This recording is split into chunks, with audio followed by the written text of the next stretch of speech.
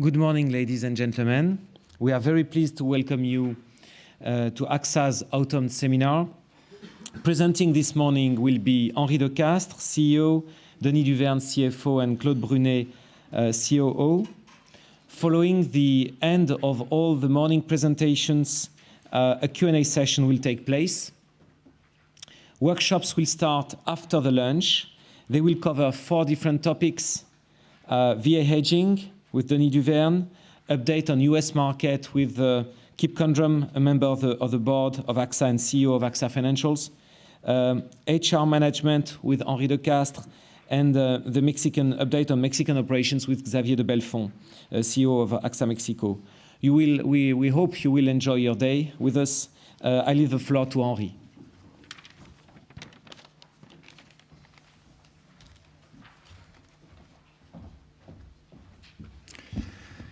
Good morning, ladies and gentlemen, and welcome once more for this yearly event. Obviously, a lot of things have changed since last year at the very same time, and the environment is an environment which is way less favorable than what it was last year, at least in the financial markets and probably for the economy as a whole. Having said that, where do we stand?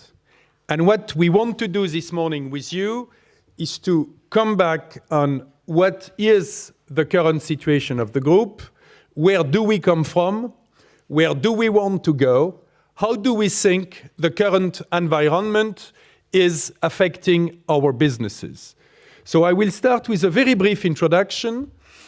Denis Duverne is then going to follow to go into a lot of details on what are the various financial and risk issues related to the group at this stage.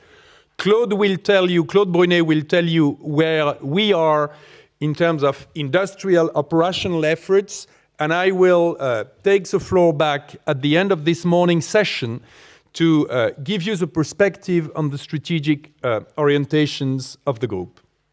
So to start with, halfway in terms of calendar analysis through what is Ambition 2012, the plan we started in 2004, where do we stand and did we do what we said? The first thing is to remind you what Ambition 2012 is, or the way it started. Ambition 2012 has 2 dimensions. One, which is an industrial one, which is to become the industry preferred company. How? Through product innovation, distribution management, improvement of the technical excellence of the group, quality of service and productivity. This is what we have been working on over the last years, and what we will continue to do over the next years, because there is absolutely no reason to change that. There is a second dimension to Ambition 2012, which is a translation into numbers of what these efforts were or are supposed to lead to. And they are what we have said when we started Ambition 2012 back in 2004, and we started it at a time where the market was emerging from a very significant period of turmoil, and we wanted to give a long-term perspective to create drive in the teams, to create visibility. What we've said at the time is that under normal market circumstances, we would expect to double the revenues and triple the operating earnings over the period. This was, and you all know that, assuming normal market conditions, which for equity markets means growing according to the long-term assumptions, 8% a year. It's absolutely clear today that we are no more in this environment, not because we have not achieved what we were willing to achieve in terms of industrial efforts, but just because the assumptions which are out of our control, have dramatically changed. Does this change our perspective? you will see that it doesn't change the industrial perspective. If we look back at where we were at half year, at a time where you could still assume that, well, things were more or less in line with the long-term trends, even if it was not totally true as far as equity markets were concerned. Have we delivered over the first 4 years of the plan? Do we have credibility in what we said at the time? I think the answer there is yes, because if you look at what we had said, we had delivered exactly according to the expectations. Property casualty has revenues growing between 3 and 5% a year. Life and savings in terms of growth of the new business was absolutely in the range we were expecting. Asset management was over the targets we had set. And the underlying earnings, despite the deceleration of the markets since the second half of 2007, had nevertheless, over the period, grown at a pace which was 16% a year. So the group was in a situation where we had been delivering according to both the industrial and the numerical expectations. A very important point these days is also that all these efforts have put us in a situation where the earnings sources are way better diversified than what they were at the beginning of the exercise. If you look back at where we were in the previous turmoil, most of the earnings were coming from two businesses, the US one and the French one. These days, all the entities of the group are showing profits, are profitable, and the diversification of the earnings is, of course, creating a very significant resilience. So that's where I would say we were. That's what's giving us confidence in the fact that we will manage through the very unprecedented storm we are going through these days. And now, I think very clearly we have to explain you how and why, and we will follow, Denis will follow in this presentation by explaining you how we manage risks, where are the places where we have issues, how we answer these issues, and why we are looking at this radar screen of the risks the group is faced to, why we are confident going forward. Denis.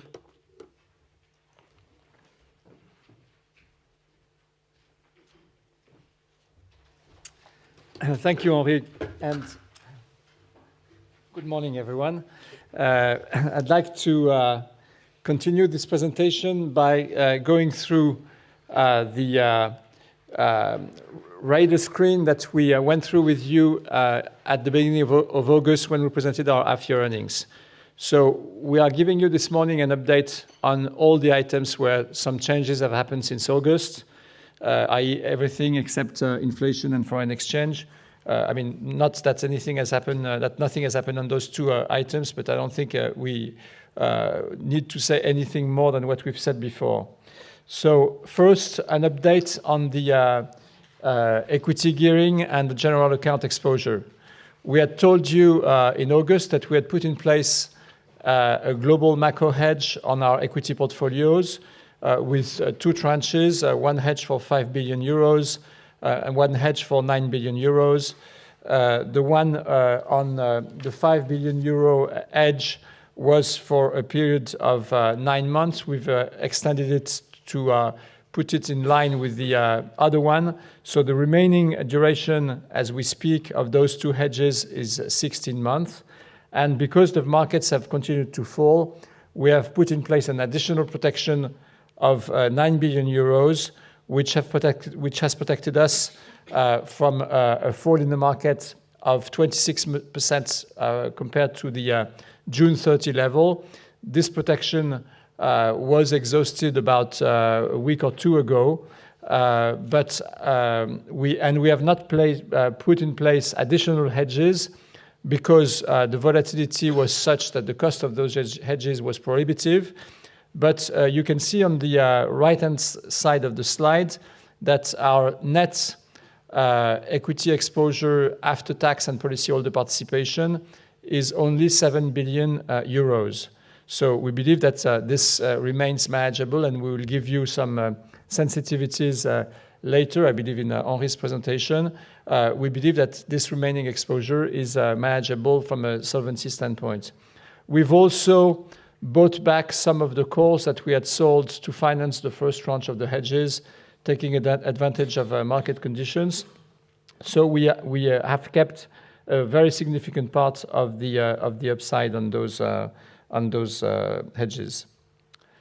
Second point, we had given you in August sensitivities to fall in equity markets on our asset management and life unit-linked business. And basically, we had told you that our sensitivity was 200 million euros for each 10% of a decline of the equity markets if you add the unit-linked life business and the asset management business. Markets have come down 35%. I mean, all this presentation was updated based on the end of last week figures. So we ignore the rally of yesterday because we cannot update you every day. But I believe that based on what we give you, you should be able to do the math based on any change that the market has going forward. So the impact for our earnings is between 300 and 400 million euros after 35% of decrease of equity markets since the end of June. Another item where we had given you some data was pension costs. Pension assets amounted to about 7 billion euros at mid-year, with 60% equities and 40% fixed income.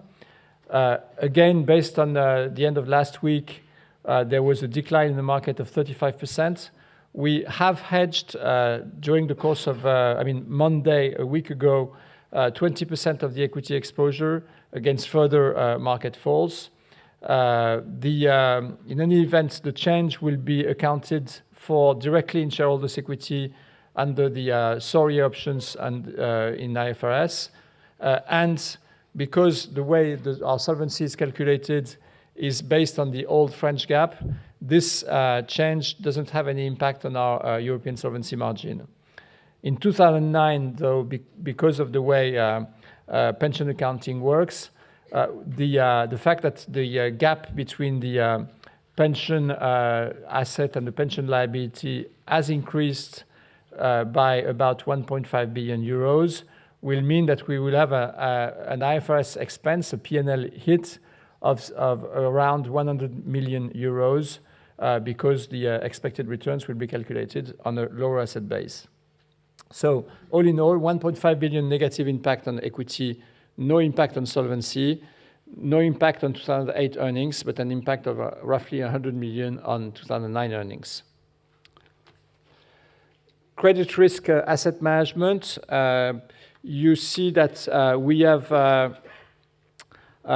this roughly 140 billion of corporate bonds, and these bonds represent 40% of our general account assets.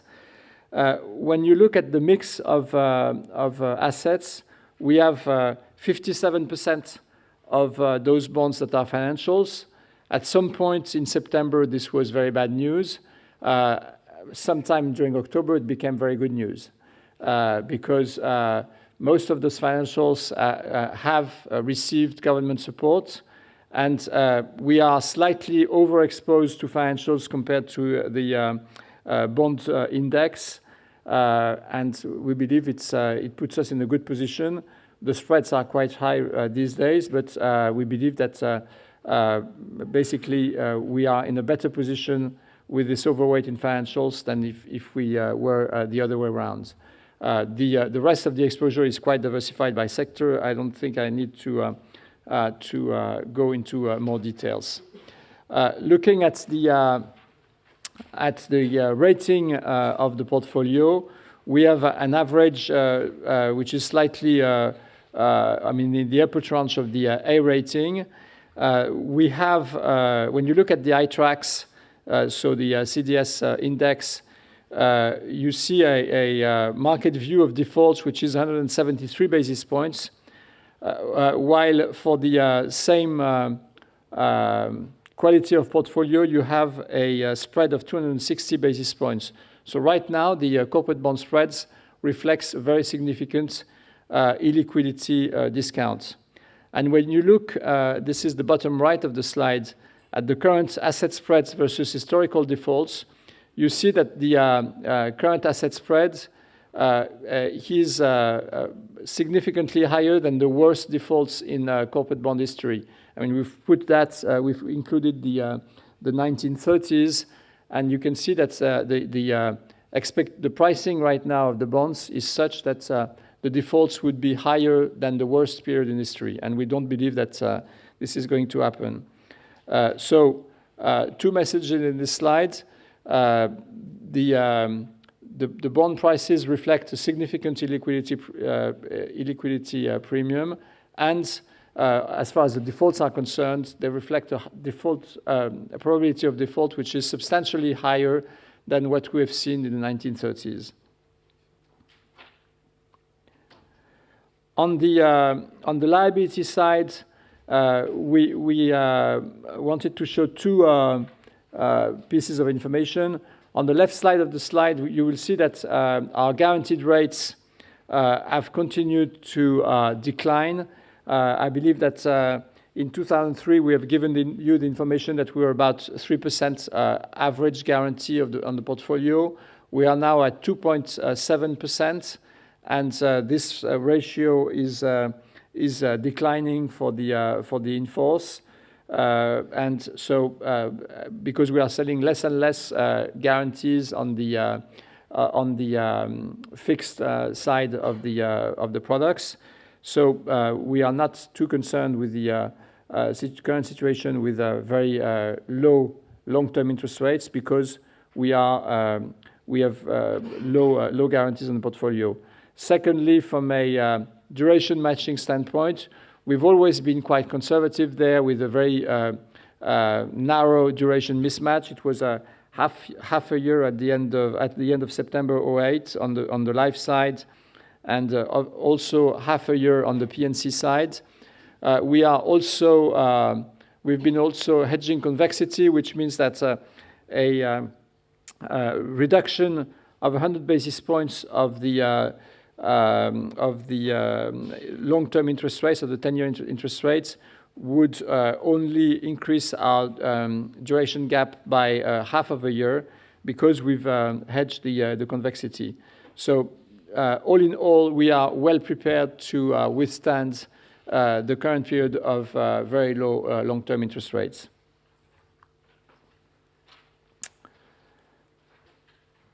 From a risk management standpoint, we are also watching the behaviors of our policyholders quite tightly. We have weekly updates on the surrenders. What we have seen so far is that we have continued to have positive net inflows in all of our businesses. We had 7.8 billion euros of net inflows in the life business at the end of the first 9 months. We've seen a small increase in surrenders in some of our businesses in October, but all in all, we continue to generate positive cash flows in all of our life businesses, and we believe this is good. On the credit risk management, still the issue of derivatives counterparty risk. We manage significant portfolio of derivatives, but we have very strong standards for the management of those derivatives. We have collaterals in place with all of them. These collaterals are managed depending on the size of the position on a monthly, weekly, or daily basis, and we have strengthened the management since the beginning of the crisis. So we believe that we are in a good position, and we've seen that with the default of Lehman. We had a very small loss on the Monday following the weekend of the default of Lehman because we needed some time to rebuild the derivative position, but we had collaterals fully in place on the Friday, and we suffered a inconsequential loss on that, and we are pleased with the way this is managed at the group level. Asset-based securities, another area which requires a tight monitoring. Our exposure, thanks to the decline in the markets, is declining. It's now 12.6 billion at the end of September. There were some net sales for 800 million euros, and the rest is mark-to-market and foreign exchange impact. The portfolio at the end of September was valued at 73 cents on the dollar versus 81 at the end of June. So we see a continuous decline. In October, there was a further small decline in the value of the portfolio. We have this portfolio to manage it over time. We have no plan to dispose of it because this portfolio is matching our long-term liabilities.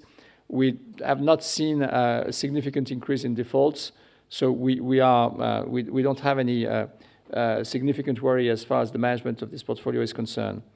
Going more into the detail on the next slide, when you look at the breakdown of this, we have 2.4 billion of commercial mortgage-backed securities, 65% AAA and AA rating.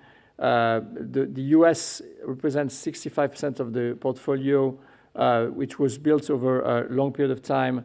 40% of that is AAA, and we have no below investment grade bonds. And above 50% is 2005 and prior vintages. It's very diversified. It's currently valued at 75% on the mark-to-market basis at the end of September. We are not particularly worried with this portfolio. Moving down to the CLOs, 2.4 billion euros, 70% on the mark-to-market basis, 64% AAA and AA rating. Also very diversified underlying portfolio with more than 1,500 investments. Moving to the right side of the slide, investment grade CDOs, 1.2 billion, 60% on the mark-to-market basis, 88% above an A rating. There is a negative mark-to-market because of the widening of the spreads, more than because of the expected defaults. Consumer asset-based securities, it's a short-term duration portfolio, 90% above an A rating, 2.1 billion euros and 91% mark-to-market. And prime residential, 2.6 billion euros, 93% mark-to-market, and it's a 91% AAA and AA rating. So we don't believe there are reasons to worry about this. Real estate is also an area where people have asked more questions recently. So we give you the breakdown of our real estate investments.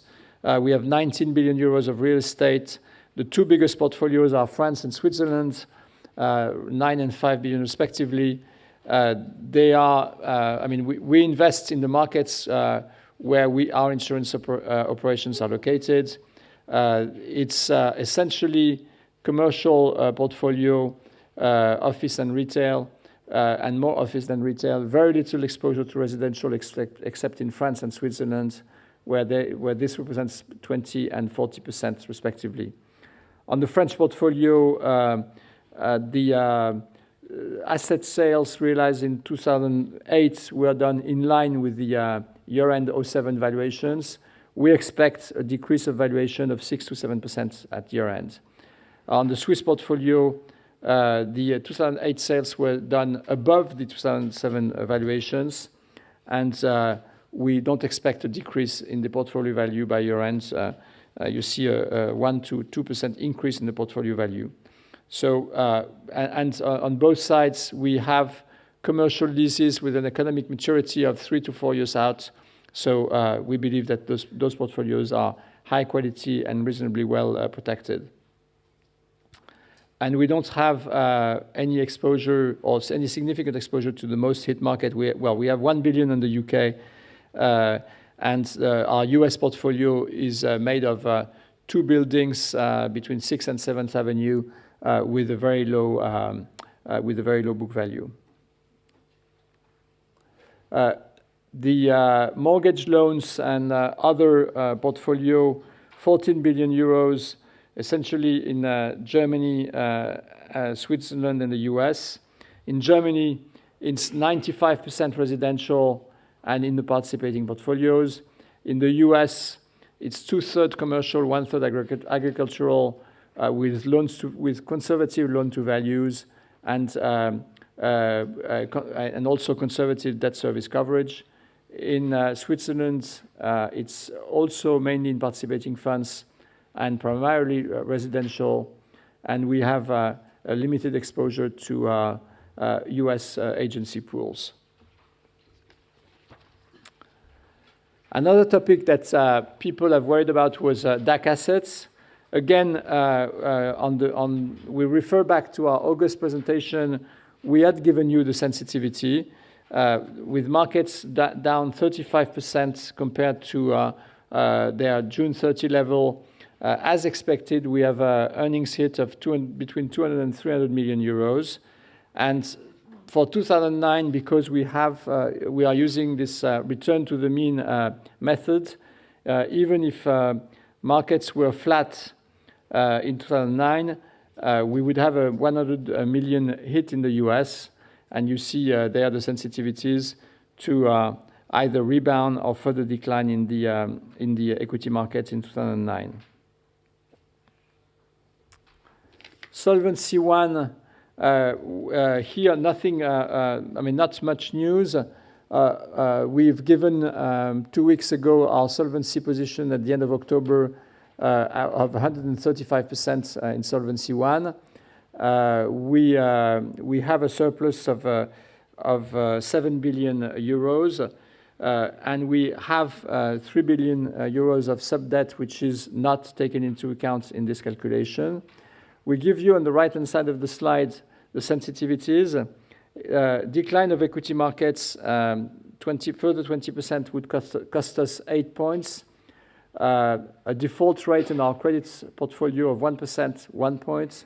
A default rate of 3% on our asset-based securities portfolio, also 1 point. So you see that we have a much less sensitive solvency ratio than when the markets were at a higher level. And our ratings have not changed since the last update.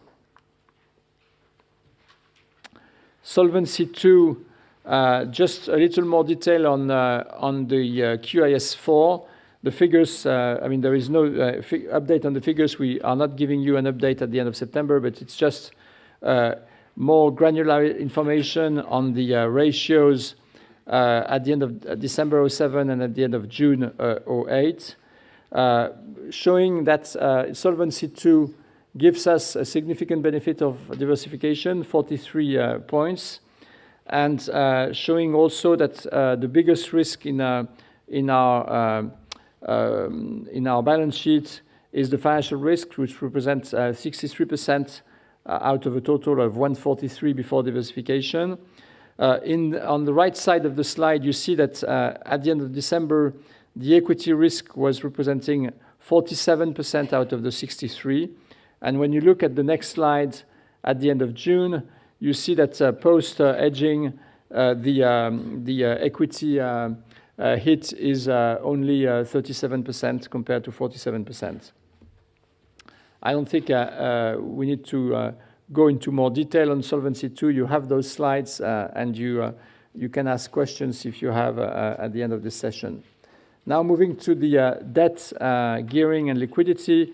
Our debt has not moved much between end of 2007 and half year 2008, 16.2 at the half year 2008, 16.2 billion euros.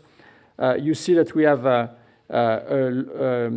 vast proportion of our debt which is subordinated, perpetual, and deeply subordinated debt. We only have 2.9 billion euros of senior debt. Our legal maturity for the debt is, we see no significant maturity between 2008 and 2010. Our first significant maturities are starting in 2011 with 4.2 billion, and we have close to half of our debt, which is perpetual, which puts us in a good position from a liquidity standpoint. Our interest coverage has remained high. Our debt gearing was around 31% at the end of June, and we have strong cash flows across our various businesses. We optimize our cash management through various treasury pools, and we have 6 billion euros of undrawn committed credit lines with an average maturity of 3.5 years, and also access to liquidity of the European Central Bank through our bank in Belgium, AXA Bank Europe. Now let's move to the US VA risk management. This is clearly an important topic because a number of reports have given inaccurate information on this. First, looking at GMIB, we had at the end of September 29.8 billion euros of GMIB exposure. Of that, 98% is either hedged or reinsured, and the 2% that are not hedged or reinsured have a difference between the account value and the benefit base of 100 million euros. So on GMIB, I believe that we could say that we are almost fully hedged or reinsured. On the GMDB, the account value for accumulator is 38.1 billion euros. Of that, 95% is either hedged or reinsured. And for the 5% that are not hedged or reinsured, we have a difference between the benefit base and the account value of 1 billion euros relating to 550,000 policies. And I don't believe that people that have a GMDB will die just to get the benefit. Moving to the next topic, which is hedging costs. Clearly, this has been negative for the first half and has been an even more negative in the second half of this year. We hedge our variable annuities dynamically to mitigate the impact of equity markets and interest rate movements on underlying earnings, but essentially to mitigate our economic exposure. We use interest rate and equity index futures as well as interest rate swaps and floors. But for the equity piece, we use only futures. So in the first half, we gave you the net impact of the hedging activity, which was a negative 64 million. It was the first period where we had losses on the hedging activity. We had gains through all the previous periods, and a significant portion of that hit was basis risk. In the third quarter, we also gave you at the 2 weeks ago when we updated the market on our activity indicators, we gave you the impact of the third quarter activity, which was significantly bigger than what happened in the first half, with 123 million euros after tax impact, with a significant increase in the basis risk. And for the fourth quarter, we expect the loss to be even more substantial, with 300 to 400 million euro hit because of an increase in basis risk and also a very substantial increase in volatility during the month of October. So there is more to come on this during the VA workshop this afternoon, but clearly this has been a negative surprise, but we know exactly where it's coming from. And volatility during October was extreme, and it was also quite high in November. And we expect this to have an impact of, in total, 500 to 600 million euros on the full year earnings versus the guidance that we had given you after the half-year accounts.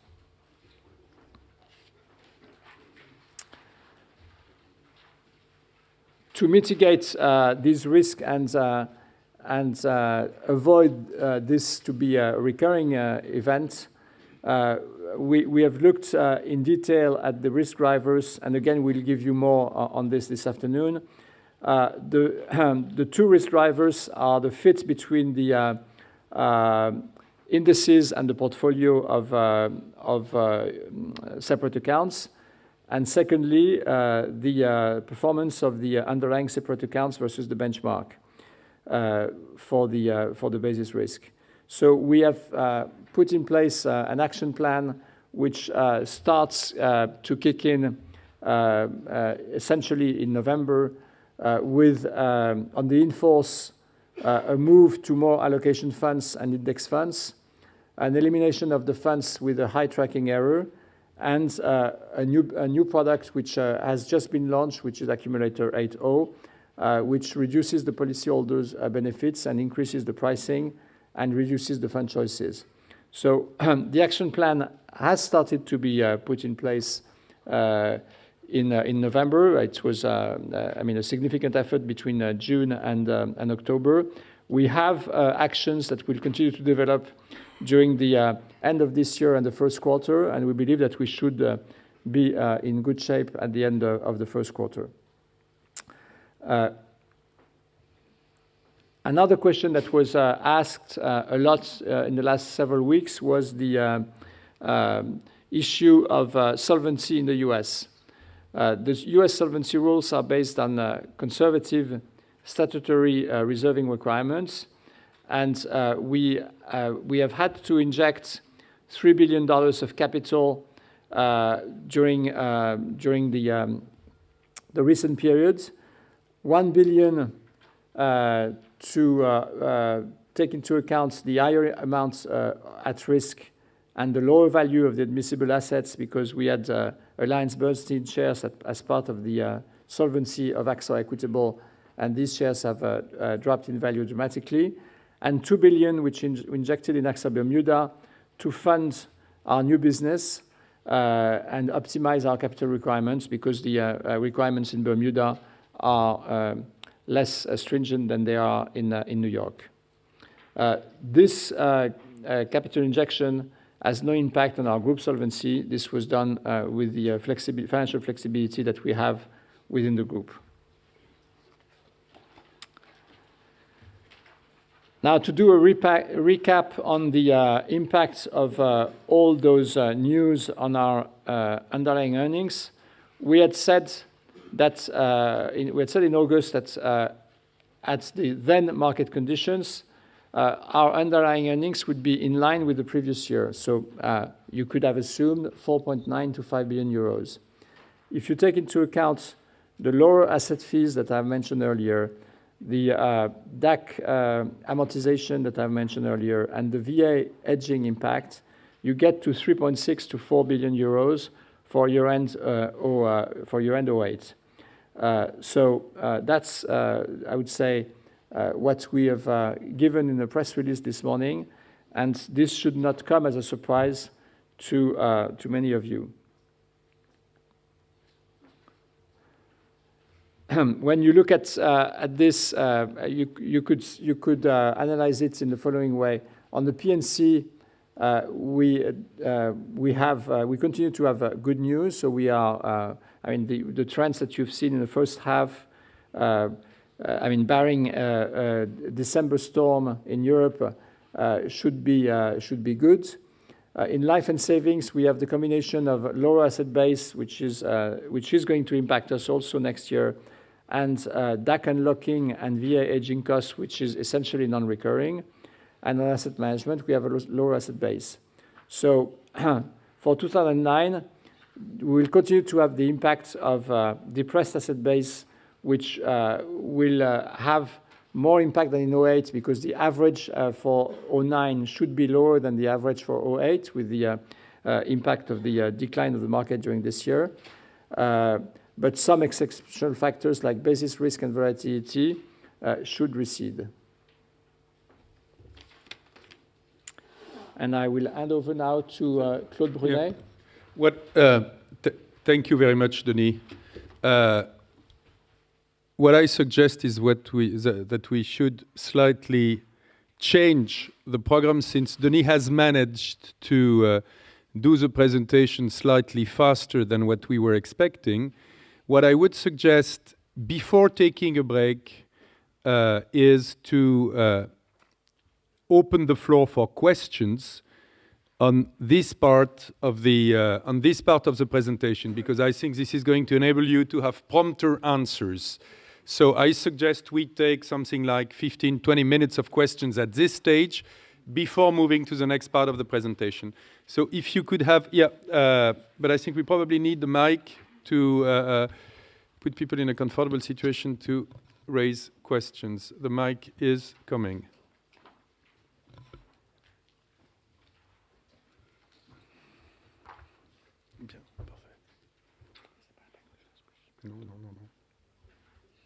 Oh, so, yeah, okay. Whoever. Who's first? Okay, thank you. Two questions, if I may. On the dividend policy, how do you feel about the dividend? Do you want to keep it flat? Have you considered paying no dividend at all? Second question on the solvency ratio. Among the large European insurers, it's the lowest level. How do you look at it from a competitive point of view? Do you think that's a disadvantage? And can you give a bit of color on your discussions with the government and regulator? Is there any tendency that forces you to increase capital, similar to the bank sector? Okay. I'll give an answer, and Denis will add to it if needed. On the dividend, it's not a decision for today or for last Friday. It's a decision which we have to take in February when we, I would say, release the earnings and when we know what the yearly earnings are going to be and what the economic environment at the time is going to be. So in June, when markets were higher, we've said things. At this stage, what we want to do is to wait until February to make a decision. On the second point, on the solvency, we are very comfortable with our solvency. You've mentioned that. The ratio appears low when compared with other companies. Well, maybe not. What you can say, if you look at where the group is if you compare the solvency to where it was back during the previous crisis in 2001, 2003, the solvency is stronger today. The way it was computed back then is not exactly the way it's computed today. But if you were to use today's computations then, the ratio would have been lower, 0.1. Point two, there is a very substantial difference when compared to where it was at the time. It's the fact that the earnings of the group are way higher and way better diversified. And I think this is a very important element to take into account for you, for the rating agencies, for the regulators. We are under very extreme market circumstances. At the levels of last Friday, clearly we were, these were not great levels. Despite that, the group is still, in terms of underlying earnings, very significantly profitable with well-diversified sources of earnings. And as Denis has shown you, for 2009, despite the fact that there are lower asset bases, the profitability remains at levels which are very significant, which means we are in a situation where we are adding to the solvency ratio month after month with the profitability coming through. So, there is a point I've forgotten. There is another point you have to have in mind. On the property casualty side, we have, I'd say, a buffer. We are extremely comfortably reserved, which is also something which is, I would say, dampening the volatility. Not all the European groups are reserved the same way. And I would say before you use your capital to pay claims, you use your reserves. And we are extremely comfortable in terms of reserve there. So when we look at it, we think, I would say, we have no reasons to think that, I would say, the solvency wouldn't be enough. And once more, I think it's clear everybody is under a maximum stress in these circumstances. But you should not forget the logic of the business. What are solvency ratios done for? They are buffers to be used in difficult times. They are buffers who are protecting the policyholders because they are making sure that assets are going to be higher than liabilities in any circumstances, and they are buffers to face difficult times. We are in difficult times, and it's not abnormal to see solvency ratios going down when equity markets go down or when you have very extreme scenarios. I think the most important things for the management is to preserve shareholder value. We know we are going through a storm, but I mean, we are comfortable with the solvency. We do not want, just for a sort of artificial comfort, to dilute the shareholders when it's absolutely not needed. Denis, do you want to add something? Yes, a few things. First, we have no pressure from the government or the supervisor to raise capital. Second, the Solvency I ratio, as you know, is not a particularly good yardstick. And I have pointed out one point in my presentation, which is that in Solvency II, we get a benefit of diversification. We don't get it in Solvency I. And I believe that the diversification is something that needs to be taken into account when you want to compare AXA to other companies. Henri mentioned that point, but in the first half of this year, P&C was 49% of our earnings. So we have both a geographic and a business diversification that is, I believe, uncomparable. First, we are, then I would say that we are not prevented in any way to write business. So we have no competitive disadvantage at the current level because we have no government pressure or supervisory pressure.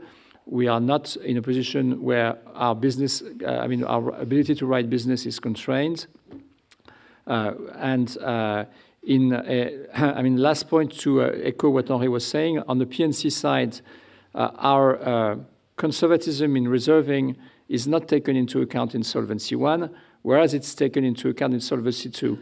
So I believe that on the basis of QIS4, we showed that we had a very strong solvency.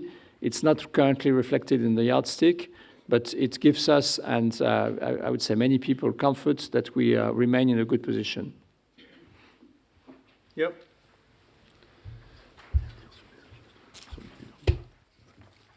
Hi there, Farouk Hani from Morgan Stanley.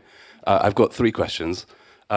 If you took your US conservative solvency requirements and you added those to your group Solvency I ratio instead of what you currently use for the US, what difference does that make?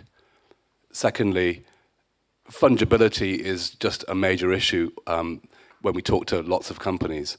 So what are you doing to manage that in the group? So where are you holding your capital? What intelligent ways do you have to get around the problem? And thirdly, you talk about diversification benefit, but nobody believes it, especially when governments and supervisors are cautious about giving away group supervision. Can you comment on that? Sure. I mean, Denis, do you want to take the on the US, it's an interesting question. In reality, when you add our statutory reserves and our capital in the US and compare that to our IFRS reserves and our capital capital for the US in IFRS, you get to a number that is very close. The difference is $500 million. So there is no real difference. The breakdown is different between reserves and capital, but the number is not different. Fungibility, I would say that's our know-how. we've done it successfully in the previous market crisis, 2001 to 2003. We've been able to move capital around between the various group entities, and we are able to do it again this time. Taking into account of the different elements of the regulation in different jurisdictions, this is something that we can manage reasonably effectively by moving capital from one entity to the next. Your last question. Diversification. Your last question was about I guess about the ability to probably really benefit from diversification. There is in Solvency II, in the draft Solvency II directive, a provision that would allow a group support regime that would reduce the minimum solvency requirement in the European affiliates of a European group. There is a doubt as to this directive will be adopted as such. The French presidency has presented a version to the Council that would have no group support, and the Parliament has a different version with group support. So we don't know whether in what form the directive will be adopted, and if it is adopted under the current French presidency. But even if the group support is not in place, we still have the ability to use the debt that is raised at the group to capitalize the operating subsidiaries. So this is the way, effectively, in which we managed a significant portion of the fungibility issue that you were referring to. Debts at the group level can be transformed into capital injection at the operating subsidiary level.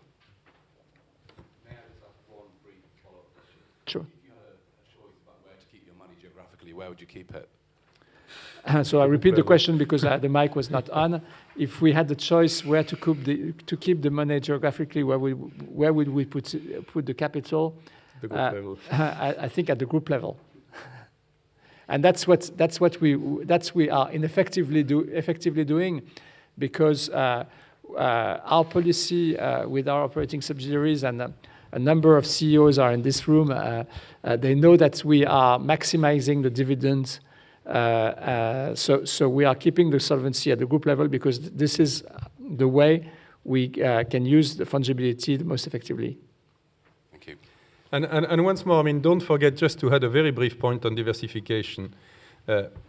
Diversification can have different meanings. Of course, it's diversifying the risk, but when all the operations throughout the group are really profitable, they are rebuilding their own solvency every day. So it's not as if you would have some very profitable operations and other operations which would be a drain because their earnings do not finance their business development. It's not the case. Nick and Andrew, well, whoever.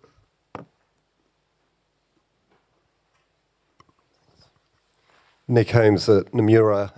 Two questions. One, coming back on capital. Just wondered if you could elaborate a bit more on what is really important to you with capital. We've been discussing how Solvency I really is a very crude measurement, doesn't make a lot of sense. So is it Solvency II and this 175%, which is really the level that you're managing to? And if that's the case, would it be possible to say what is the sort of critical level within the Solvency II ratio for you? And if that is what you're managing, why don't regulators hurry up and publish everybody's Solvency II ratios? And what is your perspective on what regulators should be doing? Because I think investors find it very, very confusing at the moment as to what capital ratio they should focus on. Then second question is perhaps slightly easier, which is on your equity hedging. Could you just explain how well diversified is your counterparty risk? I hope there won't be more examples of Lehman Brothers, but you never know. And secondly, just a quick clarification. The 7 billion is direct exposure, I assume, and I assume therefore it does not include further sensitivities for VA hedging and DAC. Thank you. On the required, I mean, what is the capital that we need? I believe that Solvency II is a good benchmark, and is the benchmark that we expect going forward. But it's not the solvency regulation that is in application now. Fortunately, I mean, in the meantime, what happens is, as usual, the driving factor will be the rating agencies. But the rating agencies have models that are much closer to the Solvency II model than to the Solvency I model. When you look at the Solvency II model, the 100% corresponds to a BBB rating because it's a 99.5% confidence level. And a AA rating would correspond to something like 130, 135%. So we believe that we are well... Solvency II. For Solvency II. So we believe that at 170% at year-end, 175 at the mid-year, we should be lower than that at year-end, but we should be above I would say the level corresponding to a AA tranche rating. So that's really how we look at it. And we also use our internal capital models, which give an answer which is not very different than the QIS4. It's slightly above, but we are still continuing to work on those models, and the level is not very different. On the equity hedging, yes, we do have counterparty risk. Yes, we had some exposure to Lehman that I mentioned earlier, and we managed to have a very small loss because we are managing our collateral on a very, in a very tight fashion. So we do have counterparty risk. We have it with, we believe, strong financial institutions, but more important than having strong financial, as important than having strong financial institutions as counterparties, we have a very tight management of collateral. Finally, the direct equity, the 7 billion net shareholder part equity exposure, you're right, it is the direct exposure, and we have other equity exposures in the form of sensitivity to asset management and unit-linked fees, sensitivity to the DAC, sensitivity to the pension, where we have put some hedging, as I mentioned, and some sensitivity on the VA hedging. Thank you. Just sorry. No, go ahead, Nick. Just very quick follow-up. Can you give us the sort of number of counterparties you've got for the equity hedging program? I mean, it's well spread, is it? You're not, you haven't got concentration risk of any size to anybody? Well, it's, I don't know what you call any size, but yes, it's probably something like 5 or 6 different counterparties. Great, thank you. Nick, just to very briefly come back on the point on solvency ratios, because I think it's at the heart of what's going on in the financial sector, at the heart of some of the worries of investors, and I think, you have to step back and look at what all this is. There is a sort of trade-off between the solvency ratios and the interests of the shareholders. Solvency ratios, as I said before, are there to be buffers. And we are, say, not happy, but it doesn't bother us to see them going down in very extreme circumstances, because it's what they are there for. And I think rather than looking at the half-empty bottle, you should look at the half-full bottle, which is under these very extreme stress tests, the fact that the company is a AA company means that the company is very properly capitalized. And all these things have to be measured on a relative basis. We are a very solid company. We do not see, I would say, any reason to worry about the solvency, given the diversification of the earnings, given their dynamics, and given the level we are starting from. I think one of the things which has caused the stress in the banking sector is the fact that people have assumed that solvency ratios were not buffers, but floors who have to stay unchanged whatever happens, which is not the right way to economically manage these businesses. And it's not the way the insurance regulators or the rating agencies or us look at it. Sorry, we'll take the question from Andrew and then we'll have the break.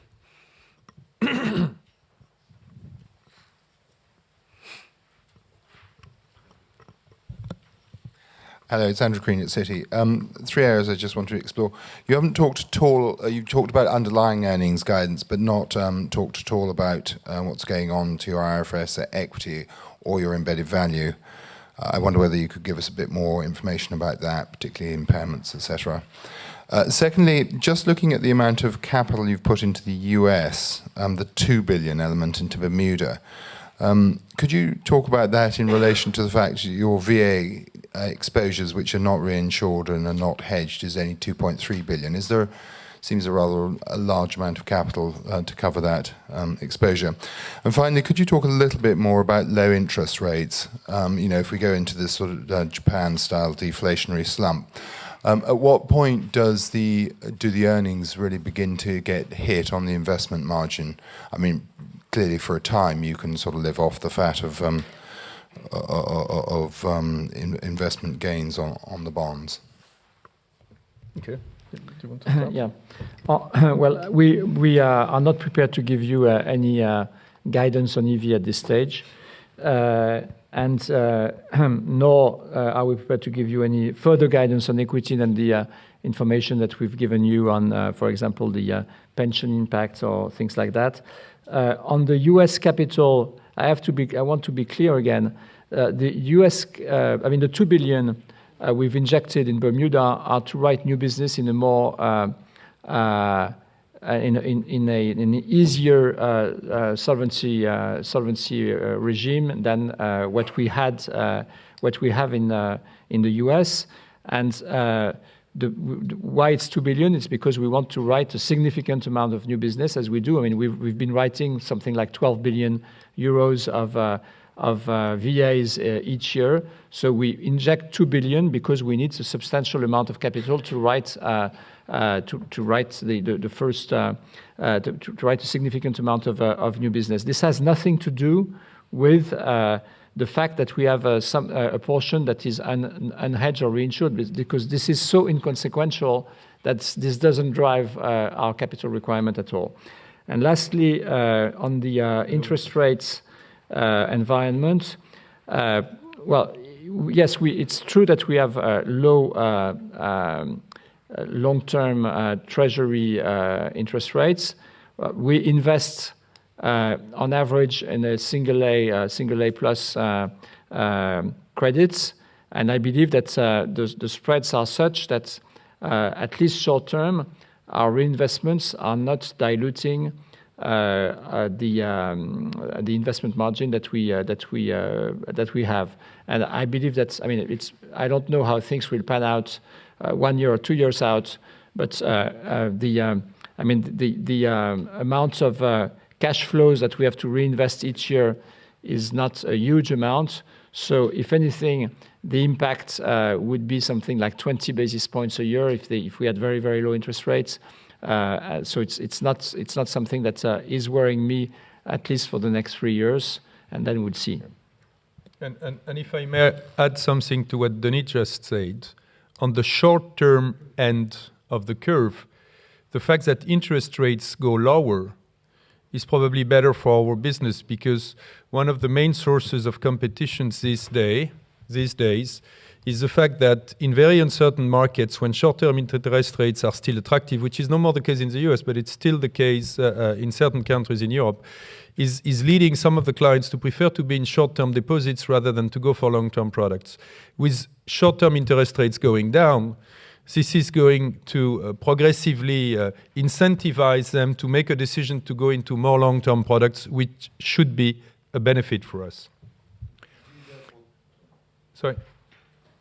Do you therefore think that your net flows, which have been positive, could go negative in the first part of next year until that sort of short-term interest rate and lower bank deposit offers begin to take effect? That's not what we see week after week. So, I mean, we have very positive cash flows. So, okay, do we take a break, and we will come back in the room in 15 minutes to have Claude Brunet sharing with you all the industrial efforts we are doing. Claude Brunet is going to take us through the, I would say, what I would call the industrial and client-oriented efforts we are doing, showing you that even if the, I would say, 2012 numerical assumptions are becoming slightly obsolete, the efforts which have been mobilizing the company over the last years are not going to change. We still want to, quote, become the preferred company. We still have industrial plans to implement that effectively. We are not going to change them. And Claude is going to take you through some of the aspects of these efforts. Claude, the floor is yours. Okay. Thank you, Henri. So what I would like to do in the next few minutes is to really explain you what is the change program we have started to put in place when we decided to launch Ambition 2012. And the motto behind this is really to try to become the preferred company. To start with, I would like to show you a 90-second film that we have used internally in order to explain to all our employees what we wanted to do in terms of positioning vis-à-vis the customer and the way we wanted to have the brand position and the posture of the brand position versus the exterior world. So I invite you to see this film, and after I will explain you why we have done that and what was the background.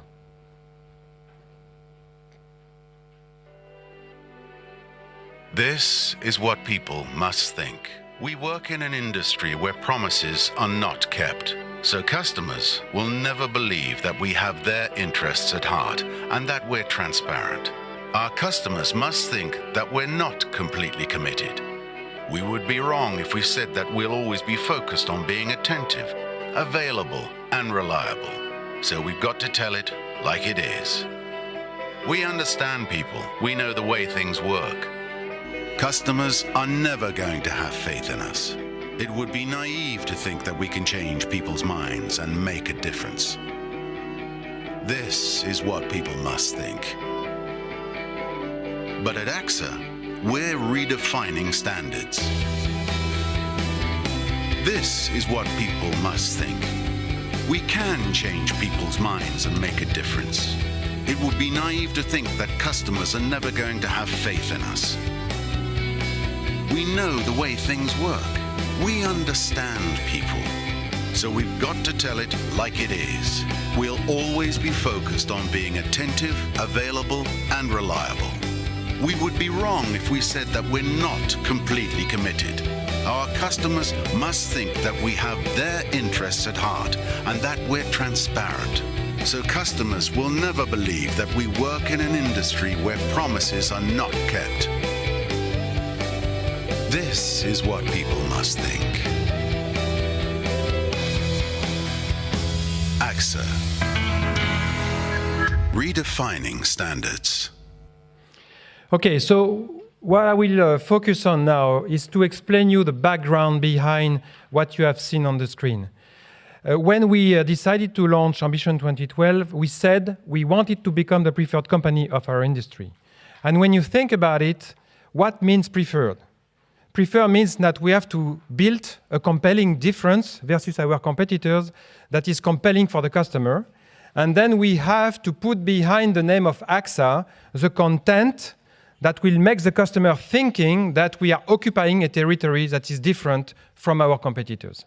So in order to try to define this difference, we have gone through a very in-depth diagnosis around the world where we have started to ask face-to-face interview to ask questions to customers, AXA and non-AXA customers, on what they thought about their insurance provider. And we have interviewed 30,000 customers around the world and in more than 20 countries in order to try to understand exactly what were their position. And when you look at this slide and the results, and I show you here the aggregated result for the 10 biggest countries where we are operating in. And what we found out is that the first element that the customer is requiring today is trust. And it is true everywhere. And when you see that in France it is number 3, it means that the first 2 elements, quality of service and value for price, are very, very close to the trust aspect. So they are almost ex aequo. So the first understanding we had from this customer survey was this element of trust is absolutely essential in what they are expecting from their insurance provider. Quality of service was also a very important point. Value for price, it's not exactly price, it's really value for money from the customer viewpoint.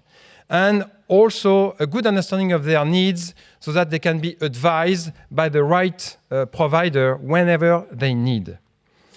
We tried to understand exactly what it meant in order to try to see which type of attitude or which type of answers we can give to this customer in order to be able to build this trust.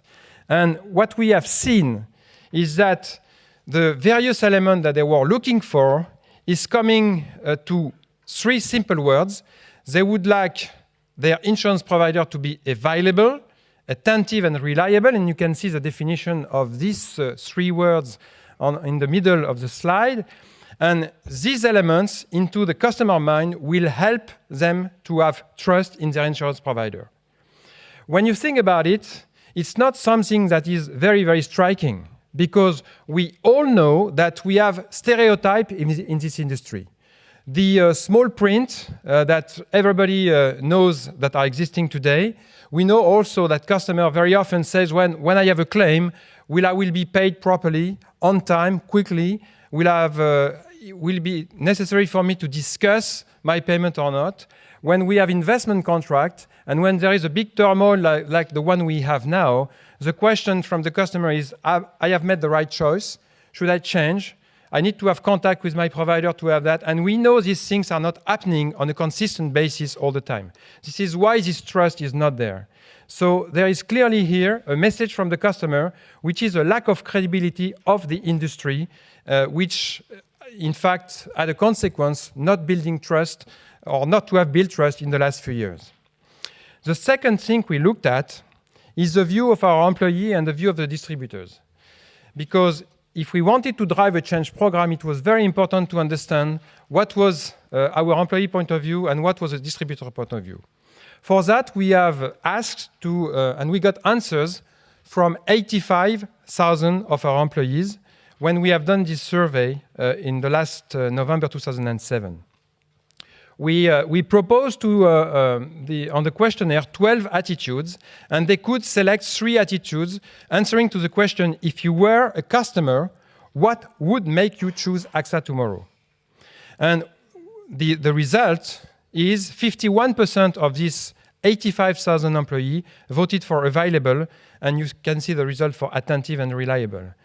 And when we talk to distributors, where we have asked to almost 10,000 distributors, we got exactly the same answer with the attitude reassuring that was coming in between. But basically, we had a remarkable consistency between what the customer was asking for, what the employee were thinking that the customer would need, and what our distributor thought about it. And this massive concentration around these 3 attitudes, available, attentive, and reliable, was for us a very important outcome from the research. Then we have looked at competition. What we have done here, we have taken data that is public data from competition with what they are saying on their website, what they are saying on their brochures, and so on. And we tried to understand, in fact, how everybody was positioned. We looked at international players as well as local players to try to understand where everybody was positioned. Here you have a simple map which is one of the numerous maps we have built to try to understand where we were. And you can see two axes, emotional, rational, and protective and empowering. But the message here is very simple. It's very crowded. All the players are all over the place, but there is one common theme. Everybody is on the land of promise. Therefore, we always promise, and AXA is into it as well, that life tomorrow will be better. You all have seen some advertising campaign where you can see people that are smiling on the beach with their dog and so on, and with whoever, they are going to get better and so on. And this is clearly a motto that existed everywhere, that almost all the players were positioning themselves on the land of promise. So when we tried to summarize this diagnosis, we saw that what the customers said. They said, what we ask for is today not fulfilled. Competition and us are on the territory of promise, and the conclusion of that is that there is a very big credibility issue of the industry, and we have stereotypes today that we all know about for 20 years that are still there, that are frustrating the customer, and where we had so far no answer. So we could escape from listening to this reality.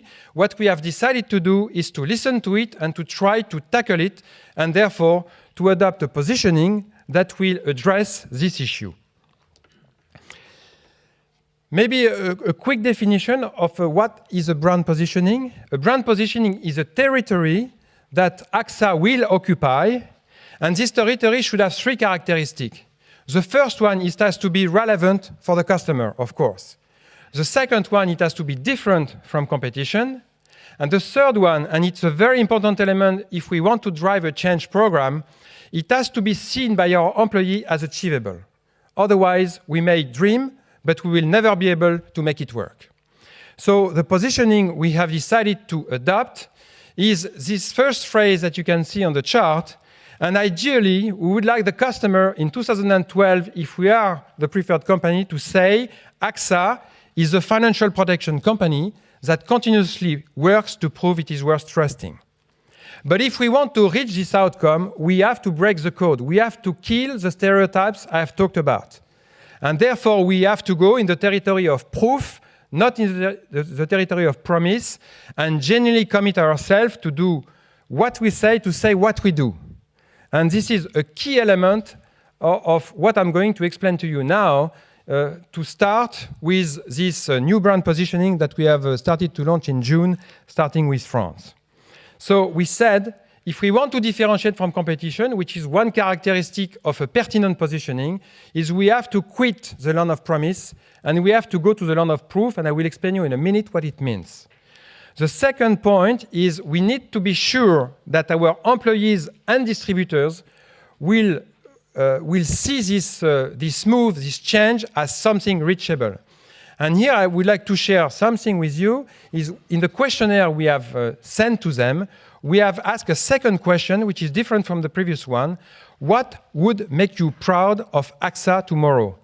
And you can see that, again, we have these three attitudes, available, attentive, and reliable, that came through, which means that we know that our employees would have a lot of energy to put behind this type of attitude if we want the company to adopt it on a global basis, everywhere, in every business, in every geography. So having said that, now, this was the thinking process we had, the diagnosis, and then the definition of the positioning. Now, what about execution? What we have decided is to launch this new positioning in each of the countries, but each of the countries can launch this positioning only if they have defined the proof they are willing to put forward. Otherwise, we will not create the credibility that I was talking about. So each of the countries today have tested this positioning to be sure it was pertinent locally, and have started the launch of this new approach with the proof that were behind, proving that we are really going in that direction. We know that we are not going to change everything from day one, but what we are sure about is the proof that we are going to put forward. If they are really differentiating, and if they are very today tackling the issue of credibility I was mentioning, then we have a chance to make the difference. So it is local execution with the strategy of proof, but also we need to have global program that will accelerate this change across the world. And you can see here 10 themes where we are working on a global basis and helping each of our local geography to progress on. I would like to point out a few examples. When you look at the welcoming and onboarding program, we have an example in Spain where we know that customers in the first year are very volatile, and also that compared to the banking industry, we have less frequent contact with our customer. So we put a plan called the 1000 plan, which is a plan to contact the customer in the first 1000 days after they have joined AXA. This plan has allowed us to increase retention or reduce lapse, if you want, by 1% in the first few months. And we are going to spread this plan around all the geography we have in Europe and outside Europe as well. When I look at reward and loyalty, we have one of the few industries that has not, as a habit or as a tool, common tool, loyalty program. We have started, for instance, loyalty program in Belgium that has proven to be very efficient. When we focused on highly profitable customers, we have managed to increase the retention significantly, and we will use the experience of the Belgium operation to launch loyalty program in France and also in other geography in the world during 2009. Clear communication is also an interesting topic. We have tested this approach in Ireland first, where we wanted to stop the small print aspect and make very clear communication in plain English with our customer. In Ireland, the result is that our customer satisfaction went from 82% to 90%. And what we know is when we have very high satisfaction of customer, it is driving a better retention and it is driving a better cross-selling. The last thing I would like to mention is customer-facing behavior on the bottom right. This is the way we are going to implement the 3 attitudes I mentioned. We know that these 3 attitudes will have a big impact on the customer trust. And what we are doing with this program is to train all the customer-facing people and distribution in order to adopt these 3 attitudes on a global basis. What is very important, and Henri mentioned that this requires a lot of investment. And you have here on the gray table some elements of the program that we are currently investing on with the various geographies that are doing that in 2009. So it's a 2009 focus. Here what we can say is we have investment that are long-term investment that we don't want to give up. And for instance, it represents, in terms of IT, 20% of the overall IT budget. And if we look at this investment linked to the total IT investment budget, because on IT we have investment and we have also lights-on activity, the regular activity. This investment corresponds to 50% of the overall investment on application on IT. So it's a major effort that we are doing here. The other element that is very important is tracking. With all the things I have talked about, we need absolutely to track if we are improving vis-à-vis the customer on these 3 aspects of being attentive, reliable, and available. But also, we need to link that to key KPIs that are business-driven, like intention to buy, intention to stay, intention to buy more, and of course, to continue to measure satisfaction of the customer. All these elements are there to try to improve our retention, to improve our cross-selling, and also to improve our profits. So we have put in place a measurement program, a metric system that we will review every 6 months by country, by business line, and also by strategic segment of customers in order to be able to follow the progress that we will do on this specific topic. So as a conclusion, what we can say is this dimension, which is really the change program that is behind to try to become the preferred company, it's a very aggressive route we have decided vis-à-vis the customer. Because, as you have seen, if we are not delivering in 3 or 4 years from now on the things we have said we will deliver, then we will have lost credibility vis-à-vis our customer. And we don't want that. The second aspect is based on the strategy of proof that we need to put in place in every country. We have put a lot of pressure on our product community and also the people on customer service to be able to deliver real proof that are differentiating in the eyes of the customer.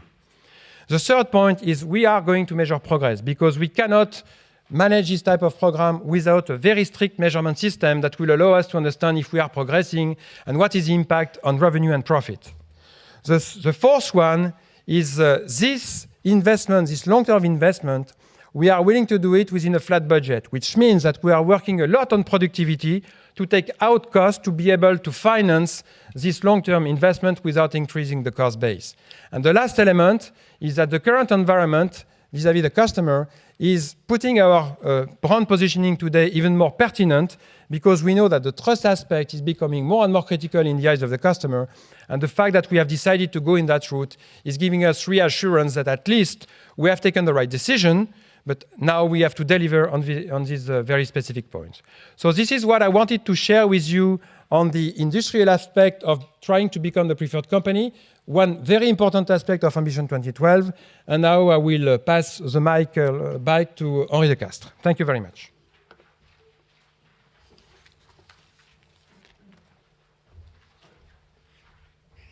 Okay. Thank you, Claude.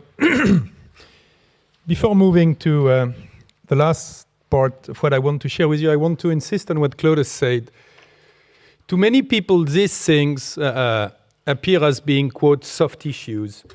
It's not our view. I mean, we really think that if we can change the perception and the positioning of the group vis-à-vis the clients, as Claude has shown you, this is going to have a very significant impact on acquisition of clients, on retention of clients, and at the end of the day, on the size and the profitability of the business. That's why we, I would say, want to keep our investments there. I mean, they are, of course, financial investments, but also people's investments. We've been upgrading the teams in these areas now for some time with some success. And I just think we need to reorient the company there, because there is a lot of hidden productivity in properly addressing these issues. So now, if we come back to the long-term strategic view, where do we stand? We have shared with you this morning where we are in terms of earnings perspective, in terms of balance sheet strengths, in terms of risk management issues.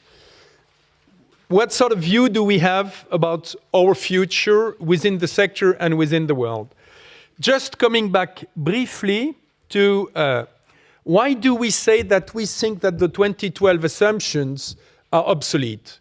It's not because we do not believe in what we do.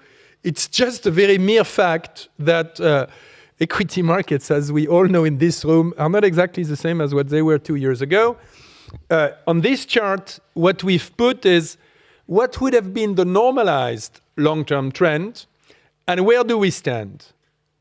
Well, you see that there is a pretty big difference, because in fact there is a 50% difference between where the markets should have been if they had grown according to our 2012 assumptions, which were not irreasonable ones. I mean, they are the long-term assumptions for equity markets based on historical standards.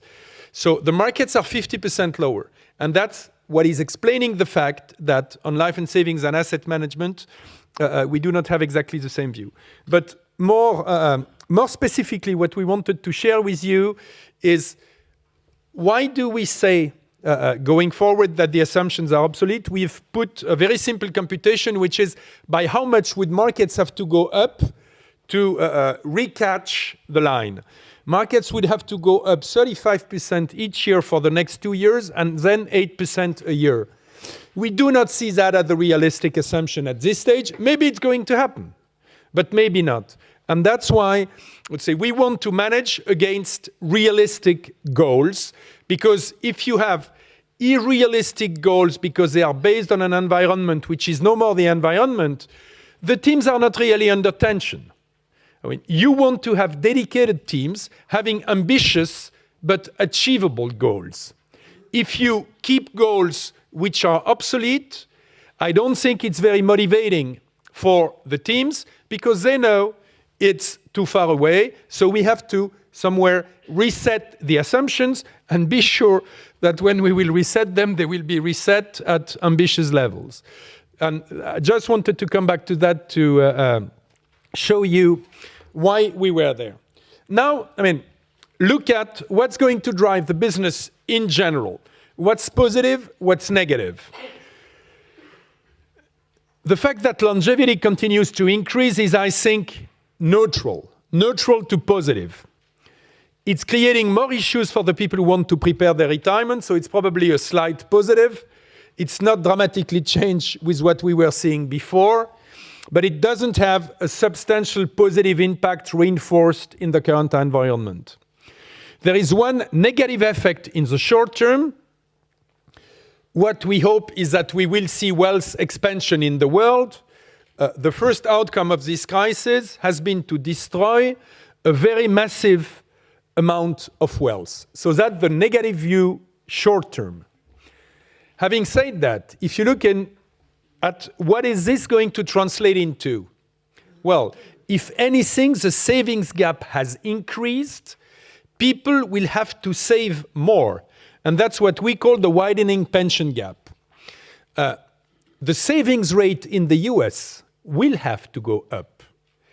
And if you look at the various industries, we think with the positioning we have, we should be among the beneficiaries. Because what are people going to look for? They are going to look for investment solution with guarantees. They know that markets can be extremely volatile. They know that their entry point or their exit point from the markets, the day where they need the money, can be very dangerous if they do not have any guarantee stabilizing the entrance or the exit. So we think the widening of the savings gap is creating for the industry future growth. It's short-term bad news because on the old books, we are suffering from the declines. It's long-term good news because we think that it's going to create opportunities. It's going to create opportunities precisely reinforced by the growing risk aversion. People are going to be more risk averse coming out from this turmoil as what they were going into this turmoil. And this is going to generate a flight to guarantees and a flight to quality. And there, I think the strong players in our sector are going to benefit from that. We are already seeing that. As we have mentioned, we have very positive cash flows in a year where nothing is good. Yes, the new business in life and savings has been going down, bringing us back approximately to the 2007 levels. So it's not the end of the world. But the redemptions have been going down too. Why so? Because when they are clients of a safe balance sheet, the clients are happy. And we see, I would say, if we go for a case-by-case analysis, we have many illustrations of the fact that sophisticated clients in the various countries are now preferring to have deals with us rather than going for the last fashionable fancy boutique, offering them sophisticated constructions which they do not fully understand. There is a real flight to quality, and I think we are in a good position to benefit from it, and we will play on it. So these are I would say, the macro factors. But you could say anybody can benefit from that. Why would you, AXA, be better positioned than others there? And there you have to go back to what is the essence of the business model we have tried to build with the management board over the last 10 years, if not over the last 15 to 20 years. The model is a diversified model geographically, but focused on 3 core businesses: life and savings, property, casualty, asset management, with a sort of internal diversification within these businesses in terms of distribution network, clients' profiles, and offer. If you go through that, we have a good balance in our business between the retail clients, the SMEs, the large risks.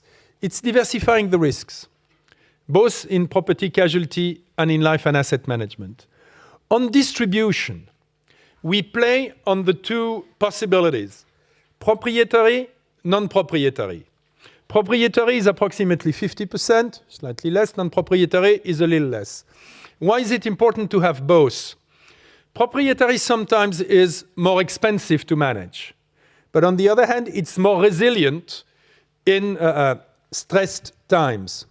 Non-proprietary is useful to boost growth, to find a broader base on which to amortize your fixed costs. There is nothing changed there. We are once more seeing the resilience of the proprietary networks, and we are happy with the performance we are seeing in the various operations from our proprietary networks once in these times. And we think we will see new opportunities on non-proprietary distribution. Just to spend half a second on it, the banks are revisiting their bancassurance strategy very clearly. They still had a lot of capital invested in their bancassurance operations. I mean, many of them had already sold the insurance operations they had bought, but now some of them are starting to think that even the insurance operations they had built should be shared with a partner or sold to someone who is going to become an exclusive distributor. We have our chances there. Not necessarily the very first priority, because if you have opportunities and if you have to make the choice between third party and access to proprietary, you have to really look at what is the most attractive. But there you will have, I would say, banks looking for new distribution partners. We think we are pretty well positioned. One of the reasons for that is we appear as a safe harbor in an environment where some of our key competitors are either, I would say, well, are in trouble. I'm going to be short on that. On the offer is broadly diversified. Property casualty, life and health, savings and annuities, asset management.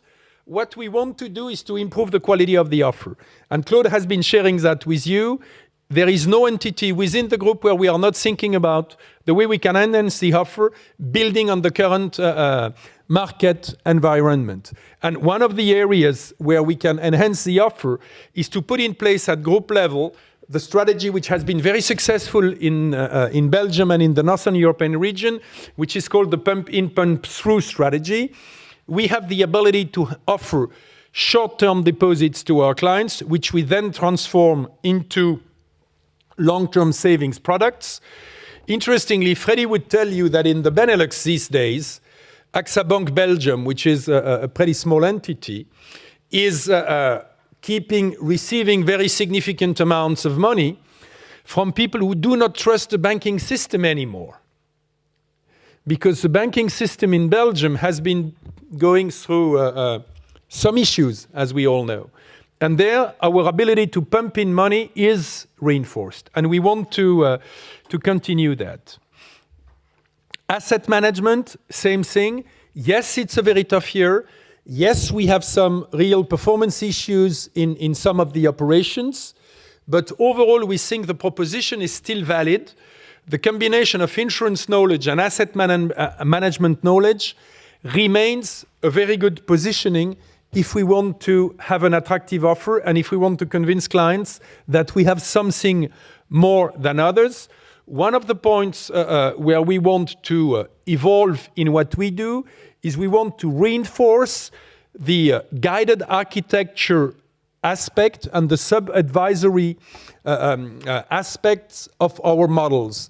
Because what we are seeing is that the clients probably will want to remain exposed to the markets, but with some guarantees and some guidance as far as their investment choices are concerned. I think it's a win-win situation for both sides because it's reducing the risk for us, and you will cover that this afternoon in the workshop on VA hedging. Moving from something which is not guided to something which is more guided is reducing the risk for us, is also reducing the risk for the client. So we have the business model, we have the balance sheet. Once more, and we don't want to appear too defensive on that, but when we look at where we are, we feel stronger than where we were in 2001, 2003, because of the absolute levels, because of the way the solvency is built, and because of the profitability. And let me come back for 1 second on one of the things we've said since this morning. I've told you that if we had to compute the solvency the same way as the way we were computing it in 2001, 2003, we are at higher levels, and I think the quality of the solvency is much better, because if you go back to where we were in 2001, 2003, a very significant portion of the solvency at the time was built with unrealized capital gains on bonds, which is admitted in regulatory solvency, but doesn't have the same quality as the quality of the solvency we have now. Second point, not to be neglected, as we've said, both Denis and myself, the ability to regenerate earnings, which is there, and sensitivities, which are very reasonable ones. So we have the business model, we have the solvency, we have the people. And we will come back to that this afternoon in one of the workshops. I was definitely willing to have a workshop with you on human resources, on talent management. Why so? Because when you look at the companies who are out there in any sector, of course, it's extremely important for us and for you to understand what's building the earnings in the short run and to understand the mechanics. But you have people behind the mechanics. And one of the things I've learned over the years running this business is that people, at the end of the day, if you look at the long-term perspectives, are more important than mechanics, because people can change mechanics and mechanics cannot change people. So the right decisions in terms of people's management, picking up who is going to be the right guy for this or that job, is something extremely important. And I think it's one of the places where quietly we have been building things which are, I would say, much tighter, much better than what we used to have, and we really see them as being a competitive advantage for us in the long run. It's creating, I would say, more predictability. Doesn't mean that we are not doing mistakes. Of course, when you take people's decisions, sometimes you make mistakes. Everybody makes mistakes. I've been making mistakes. But the purpose of the human resources policies is to create a framework, to create an accountability such that you are going to reduce the proportion of mistakes. And if you look at the companies who have failed through this cycle, many of them have failed because something was wrong in their human resources policies. Something was wrong in their governance. And that's why I wanted to insist on that, show you how we are, I would say, building both on the competence level and on the engagement level to deliver the performance. So what are now the priorities? If I try to go in slightly more details, what are our market challenges? What are the opportunities? What are the strengths and weaknesses of the various operations going forward? And what are the transversal initiatives we are taking to still accelerate the business? How do we see the short term, 2009 and going forward, to try to give you slightly more guidance on our view of the world?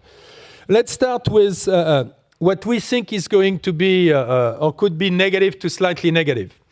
On the P&C market trends, well, overall it's a great business. What could affect us? The recession could affect the revenue growth, but it's a limited impact, and could affect probably the claims ratios for the commercial lines if we have a recessionary environment. I do not think it's going to affect that much the retail lines, because in recessions people tend to drive less. If they drive less, you have less accidents. But on the commercial lines, you could have some impact. This is, I would say, starting from a situation where the revenue growth has been a very solid one, still now, has even been accelerating during the year. These negative aspects on the property casualty side are offset by, I think, two things which are going to benefit to the whole sector and something which is probably more specific to us. We think the conditions are much more favorable for, I would say, the appropriate pricing actions. And we see the trend already gaining traction in reinsurance, and this is going to emerge in retail lines. Why so? Because most of the players, when they look at their assets, are not going to extract the yields they were expecting to extract because of the evolution of the markets. So this is going to make them more disciplined. Even the non-listed players, who sometimes are the ones who have, in terms of quality of assets, something which is slightly below the average. The second point is on reinsurance. We are already seeing the pricing changing. This is going. Our own reinsurance is probably going to be slightly more expensive, but you know that the level of retentions we have are higher because of our diversification and because of the size of our operations, and indirectly, we are, I think, going to benefit from it more than we are going to suffer from it. And we've been insisting very clearly with the CEOs on the fact that we should use this as an opportunity to be very strict in terms of pricing, to try to, I would say, go to the levels where we think the markets have to go. So overall, on the property casualty side, we see the business as being a solid and good business going forward. Life and savings market trends. Clearly, there is a negative in the short term. The volatility is scaring clients, taking them out or having them go less than before in unit-linked products. They prefer to go for general account products or for short-term savings accounts. So this is a negative on the business because you know that the margins on general accounts are lower than the margins on unit-linked. The pure unit-linked products will probably take time to recover from the current crisis. It's what we have seen in the previous market turmoils. This is going to happen once more. So these are the negatives. The positives are the fact that low interest rate environments, which we are going to see, because clearly the central banks have shown a very clear direction as far as short-term rates are concerned. And if the growth is slightly, the macroeconomic growth is lower for a couple of years, this is also probably going to drive long-term interest rates, risk-free interest rates lower for a while. This is going to force people make decisions which are going to be less immediate, more long-term oriented. They will look at the possibility to, I would say, enhance their returns, and this is going to make the life insurance products more attractive. The second point is, of course, provided we can manage them well, and we are convinced we can manage them well, despite what we've seen in the third quarter, guarantees and protections have a real value, and the value is perceived by the customers. So this is the general environment. How do we see us benefiting from that? Clearly, we are going to benefit in Europe from the property casualty evolution. We are also, on the life side in continental Europe, going to benefit of the short-term offers through the various banks we have in Europe. What I said about Belgium is also true from the French banking activities and is going to be true from the Swiss operation. The attractiveness is there for short-term deposits, which then are going to be transformed. In the UK, we are continuing what we are doing, which is a reshape of the company and a reshape of the organization. We are going to continue to cut costs, which is going to increase the profitability over the next 3 years. One word about the Winterthur integration, because we do not speak about it anymore, but some of you had doubts about the validity of this acquisition now 2 years ago. As we had said, we have extracted significant synergies. We have even extracted more synergies than what we thought. And more important, you had questions on what's going to be your ability to accelerate the Swiss business. Well, I think the answer is in the numbers. I mean, you've seen the numbers for the Swiss business at half year. You will see the numbers for the full year. We think we have managed to accelerate a business which was a good quality business in a major market, which I think bodes well for the future of these operations in Europe. In the US, yes, we've had some issues, and we've been discussing them, and we'll discuss them with you very openly. But I think Kip's team has been very reactive. Last year, we have repriced the universal life product. This year, we've been experiencing some issues in the third quarter with the VA's hedging, but you will see that there is an action plan in place which is going to very significantly mitigate the risk going forward. We think the product proposition is still valid, and KIP has been extremely active on expense management, which is also something which is going to be good for the margins. In Asia Pacific, we have a low growth but still a very high profitability in Japan. We have been very disciplined. We have refused to launch a GMAB product because we didn't think the profitability was the appropriate one. And what we are seeing in the market is confirming us that this was the right decision, because we are seeing some of the competitors who had been launching this sort of products now suffering a lot from that. Last but not least, asset management. Yes, there are performance issues in specific areas. They are addressed. And the two asset management businesses have taken quite, I would say, radical and proactive actions to reduce their expenses going forward and try to rebuild as quickly as possible a decent profitability base. Last but not least, on property casualty, as Claude has just said we do not think the game is over. Far from that in terms of profitability and productivity gains. You see that our combined ratio is well below 100. We think we have some margin. We are not going to commit ourselves immediately to a lower combined ratio, because we want to have the ability to, I would say, play between volumes and combined to maximize the earnings we are giving. But the program we have in place, which is of the same nature as the programs we had before, should deliver an additional 0.7 billion euros of cost savings, which represents approximately 3 points of combined ratio. And you see that this program is phased over the next 4 to 5 years in a quite precise way. This is also going to be an element of support to the P&C operations. So having the operations taken in isolation is not enough. We are also building initiatives at group level, using the group strengths to try to accelerate the growth and the profitability. And here I've outlined 3 of the very illustrative things we've been doing. The first one is to accelerate the direct efforts throughout the group. Our direct operations have leading positions both in Europe and Asia. Direct is the fastest growing P&C distribution channel worldwide. So we have an initiative led with a very clearly identified team called AXA Global Direct.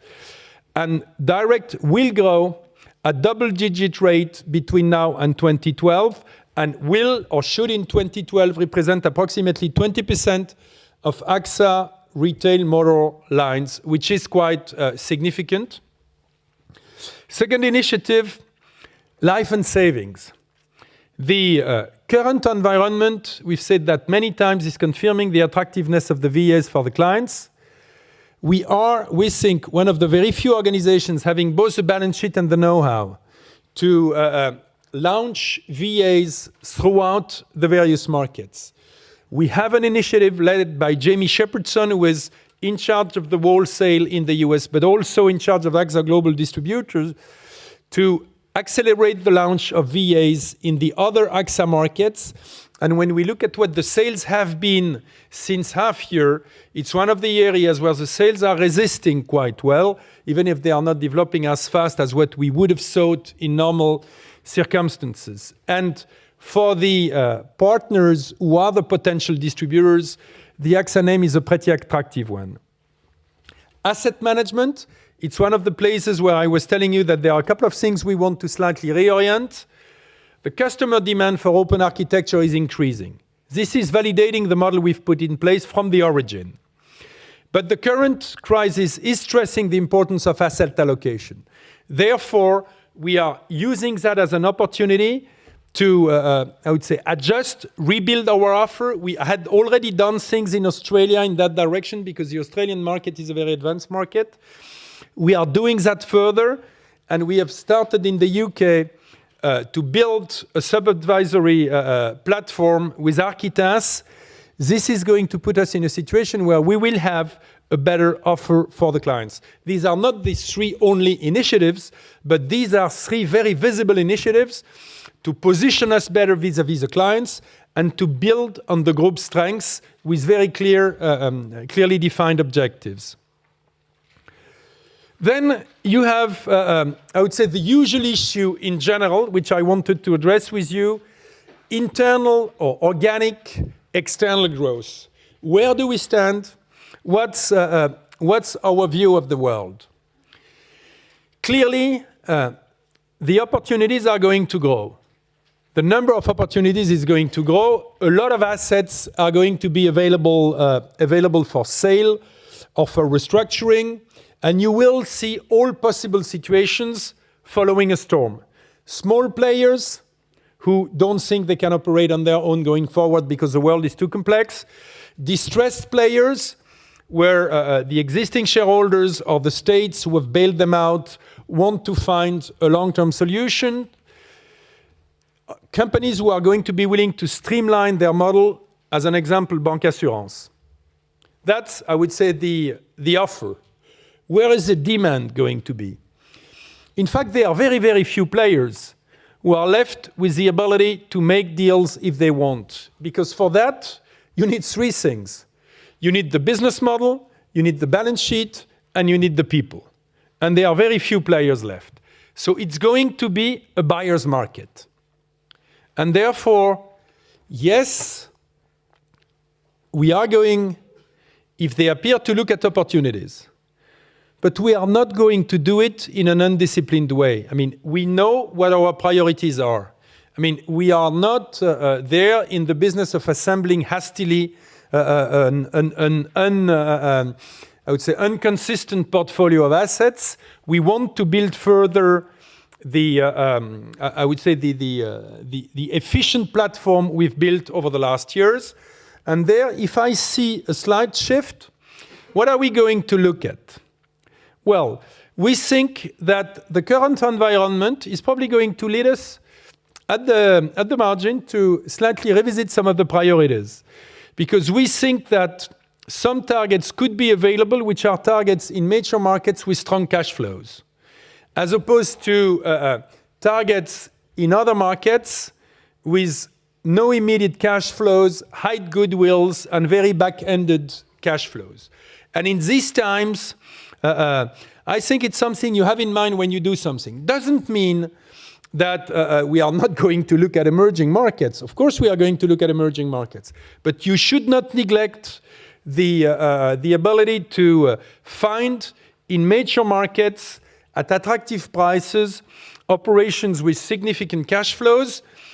And the attractiveness of significant cash flows when you can do some operations is that they enable you to reload your gun quite quickly.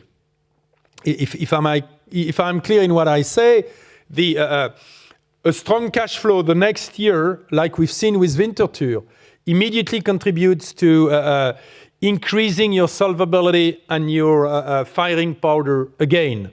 Whereas if you just buy in operations who are drains for the capital, drains for the cash flows in the next years, you have to do that if you want to capture growth in the long term. But these days, I think you have to measure the 2 things because you could well have attractive opportunities in mature markets. Other point, which is very important, balance sheet is not the only opportunity to grow the business. On the contrary, the first thing you should do is go after the clients.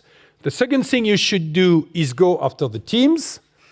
And the third thing you should do is to go after the balance sheet. So what we are going to do is simple. We will go after the clients. Or we have already started to go after the clients. We are going after the teams. We will look at the balance sheets. But we are not going to do stupid things.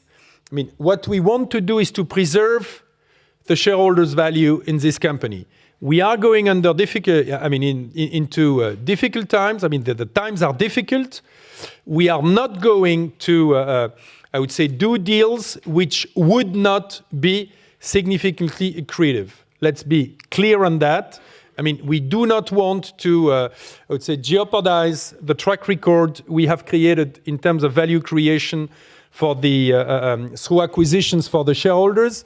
We are reasonable people. We know that there is a storm out there. We think we are strong. We know we are strong, but we are not going to do unreasonable things. So, all in all, I think this is going to lead to a situation where we will emerge stronger from the crisis. Yet, it's not very pleasant to be, I would say, to live into the current markets. But the role of the management is not to be a sort of accelerator of anxiety. The role of the management is to steer the business, to have the long-term vision, and to be sure that the plans are there to deliver. And I think it's what we are doing. I mean, the business model we've built is holding up.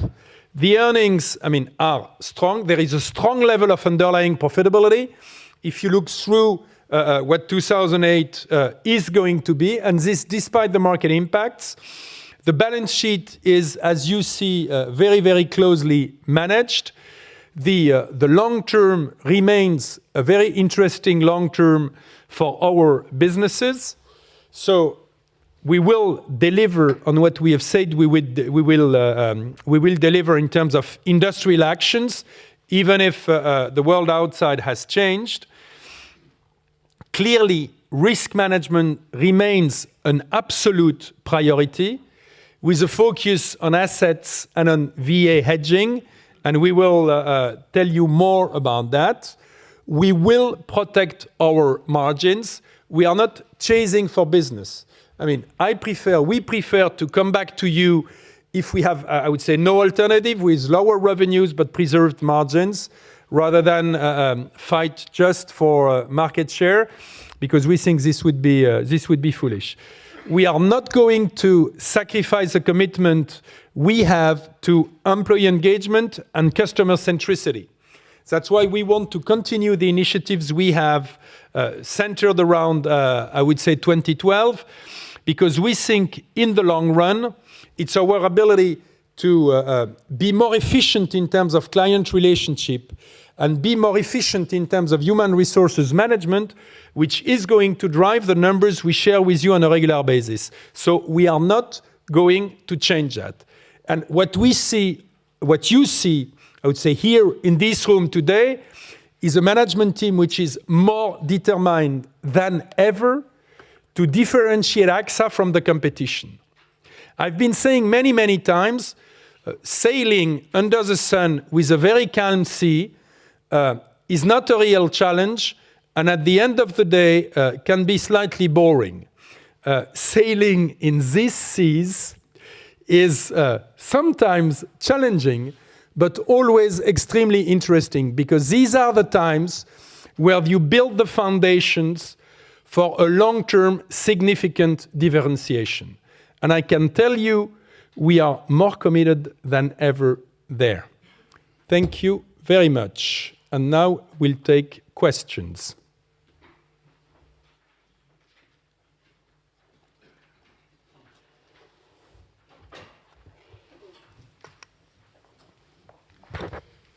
Yeah, Blair. Thank you. A couple of questions. The first one, just on the M&A theme. It's interesting to hear you talk about that, given your capital position and the rating of your shares. Is it very much then a return to the old style AXA strategy of buying really bombed out assets and trying to turn them around as opposed to growth? First question. The second one is relating back to Solvency II versus Solvency I. I'm just wondering, how sympathetic are regulators to these softer factors like diversification and your P&C over-reserving, let's call it? And secondly, how far would you let your credit rating drop before you take action? Because it's always seemed to me that you don't need particularly a AA rating. And if I can, just very quickly, a third question was the rationale for holding the back book, the closed book rather, in the UK business, yep, on the life side. Three great questions. Maybe, Blair, let's say the way you put the first question is slightly too simple. The way AXA has been built very successfully in the first phase at a time where the size of the group was much smaller, was to effectively, buy very distressed assets, taking significant bets, and turning them around, which has succeeded, as you've seen. In the position we are in today, we do not need to bet the company or take big bets, or we don't need to do that. My message is very simple. It's a buyer's market. We are a very strong hand. Yes, it's true that the share price is depressed, and we are not going to do things which could be dilutive to the existing shareholders. So prices will have to be very attractive for us to do things, but since there are very few people able to do things, I think that price will have to become very attractive. Okay, so we are very disciplined. We are not going to, I would say, bet the group on a sort of stupid thing. We will remain what we are. Look at what we did when we did Winterthur. We bought at a very reasonable price, but which was nevertheless, not zero, an asset of very good quality. So that's for question number one. Denis, do you want to take question? On Solvency 2 versus Solvency 1, I wouldn't say that the diversification or the comfortable level of reserves are soft factors. In Solvency 2 they are measured, and we are taking credit for that for both elements. In Solvency 1, we clearly can't. So as long as we are in the Solvency 1 regime, we have to abide by the Solvency 1 thresholds. And as soon as we are going to be in Solvency 2, we will benefit from diversification and from the level of our reserves in P&C. You had a follow-up question on rating. Rating and back books. Yeah, on the rating, we are AA with S&P, AA with Fitch, and AA3 with Moody's, which means that Moody's rates us one notch below. We have been AA with Fitch for a significant number of years.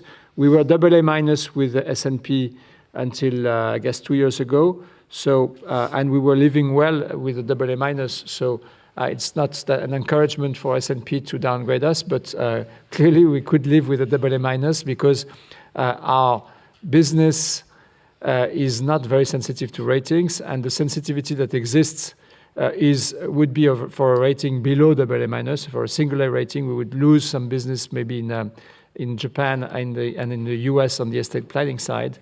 So we have some capacity to absorb rating downgrades. Not that I want them or not that I anticipate them at this stage.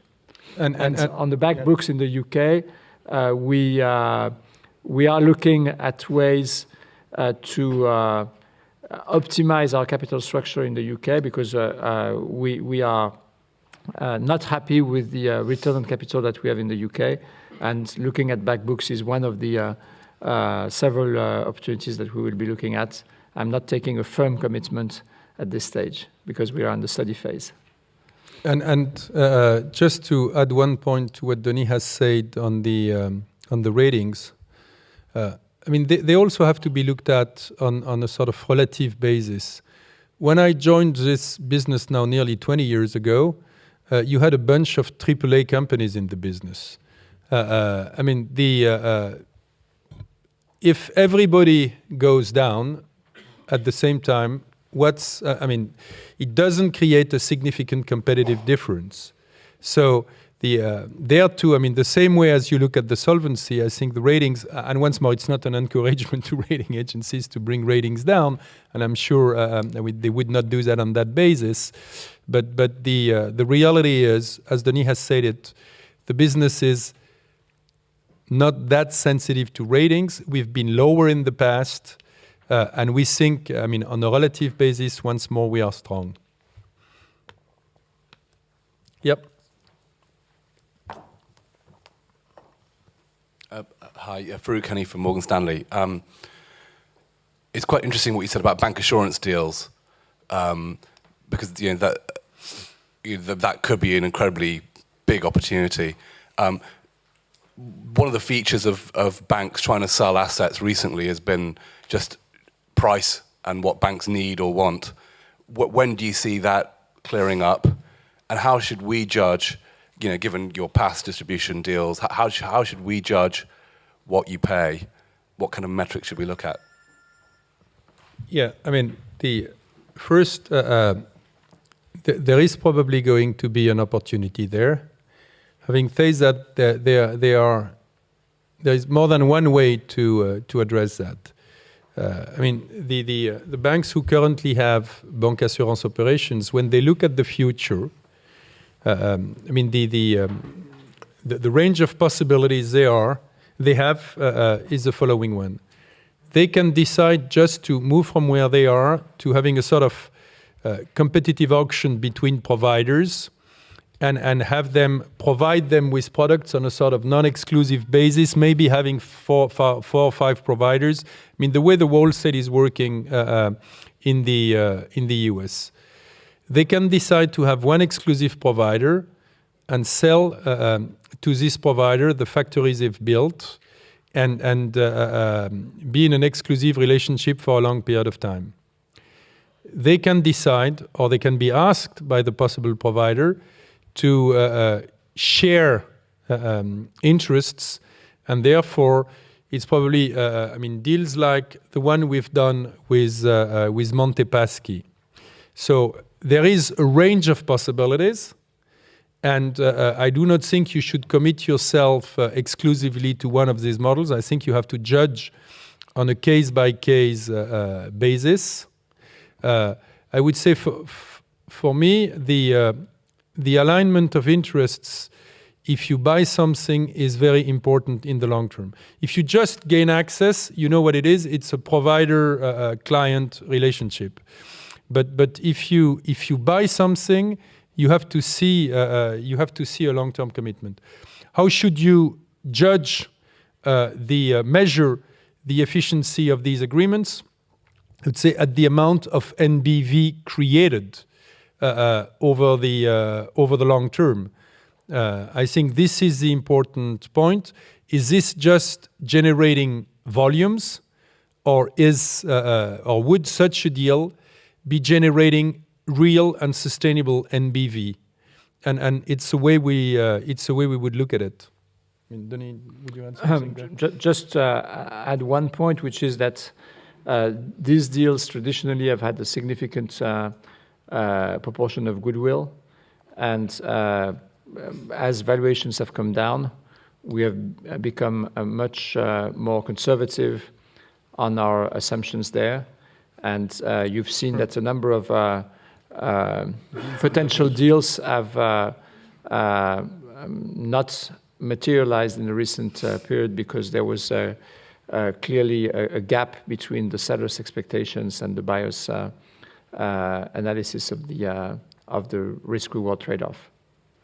Because, I mean, sorry to insist, but one thing we look very, very carefully at is, I would say, when you do not control the distribution, I mean, you want to be absolutely sure that you are not going to be the adjustment factor.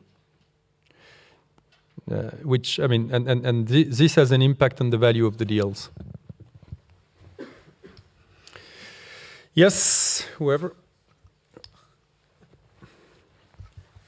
So Patrick Noël from Groupama Asset Management. I have two questions. The first one is about your real estate portfolio.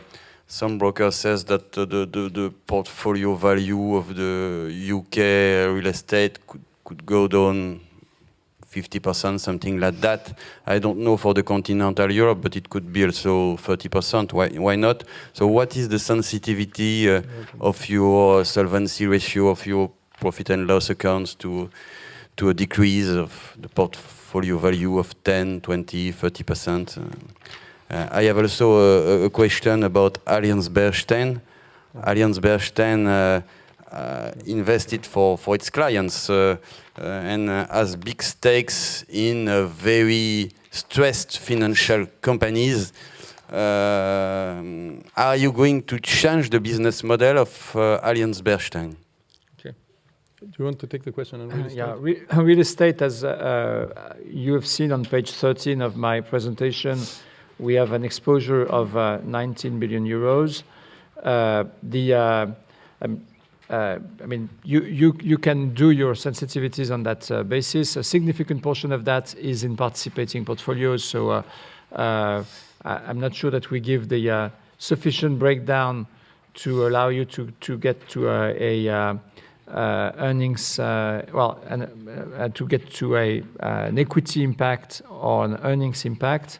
But I don't believe that we have a sensitivity from a solvency standpoint because we have an unrealized gain in our portfolio that we take into account for solvency purposes. I don't think that we have a significant sensitivity from an earnings standpoint, both because a significant portion of the portfolio is in participating funds and because we have book values that are significantly lower than the market values at the half year. But I wouldn't follow you in thinking that the market values could be down 30 or 50%, as you said. I think we have a portfolio which is much more resilient than what you suggest. On Allianz Bernstein, yes, there are very significant performance issues. Because the investment style of the firm, I mean, for these portfolios was value driven. They have been invested significantly in financial stocks, and therefore they've been hit by the bad news on some of these stocks. I mean, from Lehman to AIG. So yes, it's a very significant issue because their clients have lost money and sometimes a significant amount of money. If we look at the outflows, we've seen outflows on the retail side, but we've seen outflows in most of the US money managers from the retail side. So far, the outflows on the institutional side have been limited. It's something which is very carefully monitored. I would say it's a very unprecedented turmoil. It's clear that I would say these are serious performance issues. In the past, when they have gone through difficult times, I was going to say similar difficult times, no, because I think this time it's more difficult than before. In terms of performance, they have always recovered.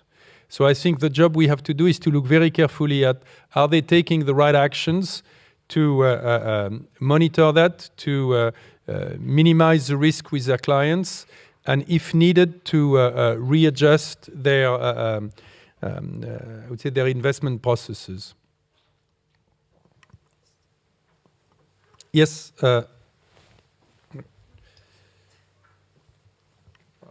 Rob, yeah. The mic is coming, Rob. Rob Haim, JP Morgan. I know you love HR is key to your heart, so I'll ask a question on that. Are there any way of, are you thinking of resetting any of the options or any of the compensation policies for not the high tier management, but lower tiers to actually encourage them? And secondly, in the US, are you considering expanding your product line to fixed annuities, to universal life, to terms, given some of the other companies might be having issues on XXX, on other capital situations? Okay. On management compensation, let's be absolutely clear. I mean, we are not going to change the rules. I don't think this would be. I don't think this would be good. How is this? I would say, what's the situation? How do we see it going forward? A very significant portion of the compensation structure for the group has been very much, I would say, built towards variable compensation. This is true for the management board members, but this is true for all the executive management. High component in options, high component in variable, low component in fixed. This leads to a situation where today people, and this is a British understatement, have not accumulated a lot with their options in recent years. But these are the rules of the game. Are we going to continue to allocate options and performance shares? Yes, we are. The way we see the, are we going to see an evolution in the mix between performance shares and options? This is a decision we, I would say, we want to take on a case-by-case basis. We want to motivate the people, but I think, the top management of AXA is committed for the long term. We understand that it goes up and down, and I think it's, when the shareholders are suffering, the management has to suffer. So, no, it's not pleasant. Yes, you could argue that on a relative basis, our performance is way better than many others. And at the end of the day, because we had very low fixed and very variable variables, people will have made less than in many other places where people have had much. That's life. Huh? And we are not working only for money. We are working for building a great business for the long run. So we will continue to, I would say, have compensation policies which are going to have a high variable component. Maybe we will adjust in some cases the components between options and performance shares. On the short-term cash, the short-term cash is linked to the earnings, but also to other factors. So not only to the earnings. It's going to, I would say, of course, it's going to decrease. It's not necessarily going to decrease exactly in parallel with the earnings, but it's going to decrease. So we think it's the right system. We want to be fair to people. What we want to attract in the group are people who are there, behaving as owners. And behaving as owners with the right values. So you have to be a significant variable amount in the compensations. Then you have the issue of all the employees. Well, all the employees, what do we have there? We have the share plans, which we intend to continue. Over the years, most of them have made a lot of money with the share plans. Well, this year, the share price in the very short run is lower than the price at which they have entered into the share plan. But the share plan has, I would say, a length of 5 years. So I would say it's way too early to judge if they've done a good or a bad deal.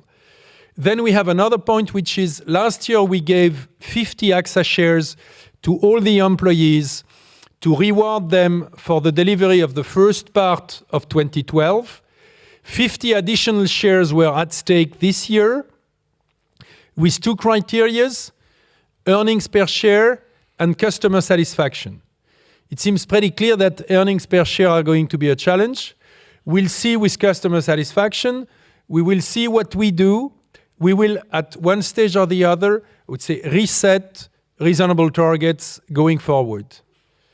But we are not going to, I would say, change the rule, reprice options or whatever. This is not, I think it's inappropriate. This is not in the culture of the company. Is the answer clear, Rob? Okay. Andrew. Sorry? Oh, sorry, fixed annuities. Skip, do you want to answer the question?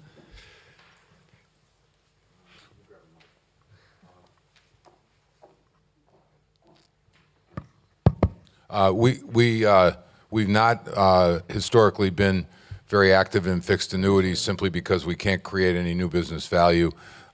We price them very diligently, and every now and then we'll sell some because the market comes to us, but on balance, we've stayed out of that market, and I think, frankly, I'm glad that we have, because those who were big fixed annuity writers seem to be the same ones who have stretched for yield on their balance sheets. So don't expect us to be in the fixed annuity business.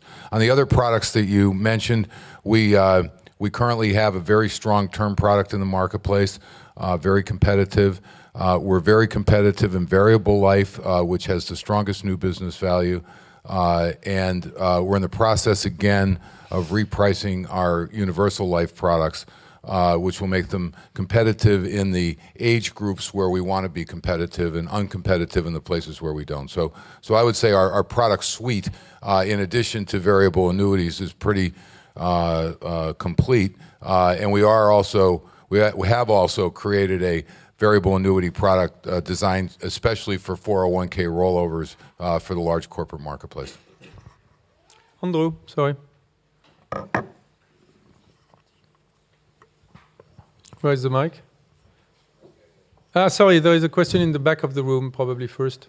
Okay, 3 questions. The first one is regarding, capital injection that was made, to some of your competitors, either in the Netherlands or in Europe, for bank insurers or in the US.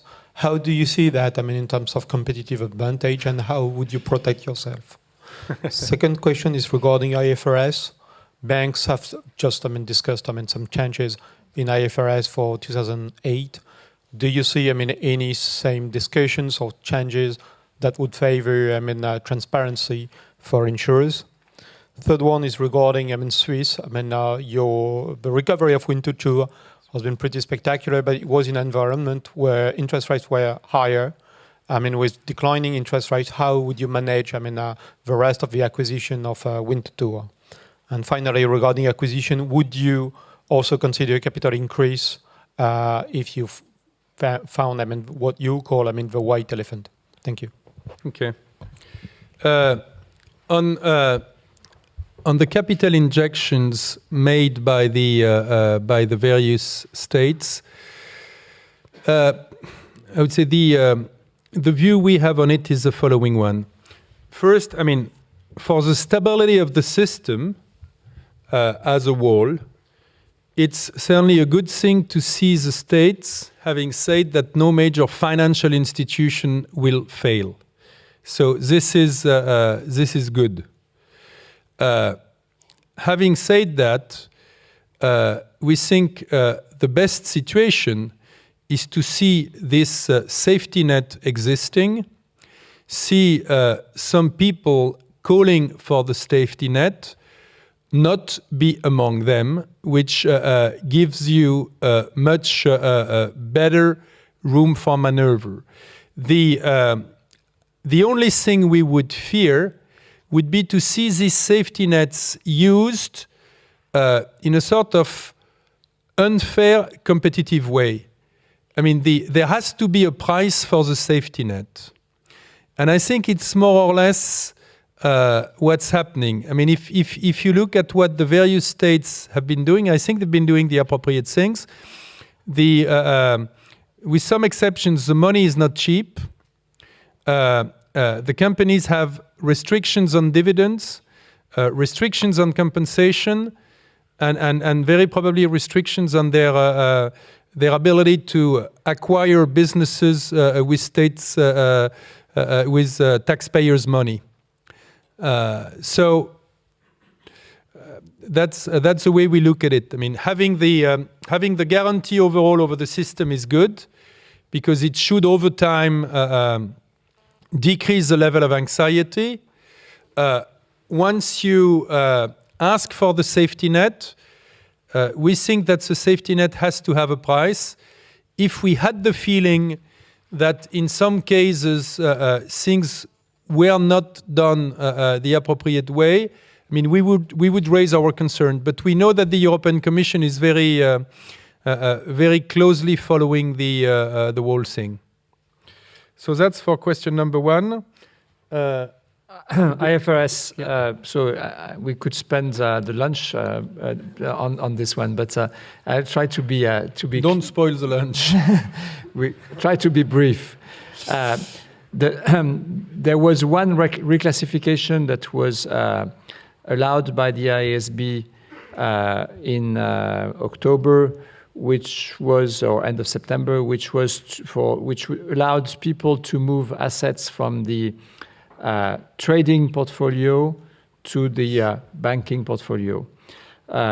Similarly, this would allow us to reclassify assets from the available for sale category to a loan portfolio. And that would allow us, in theory, to move bonds that have become illiquid to a loan portfolio.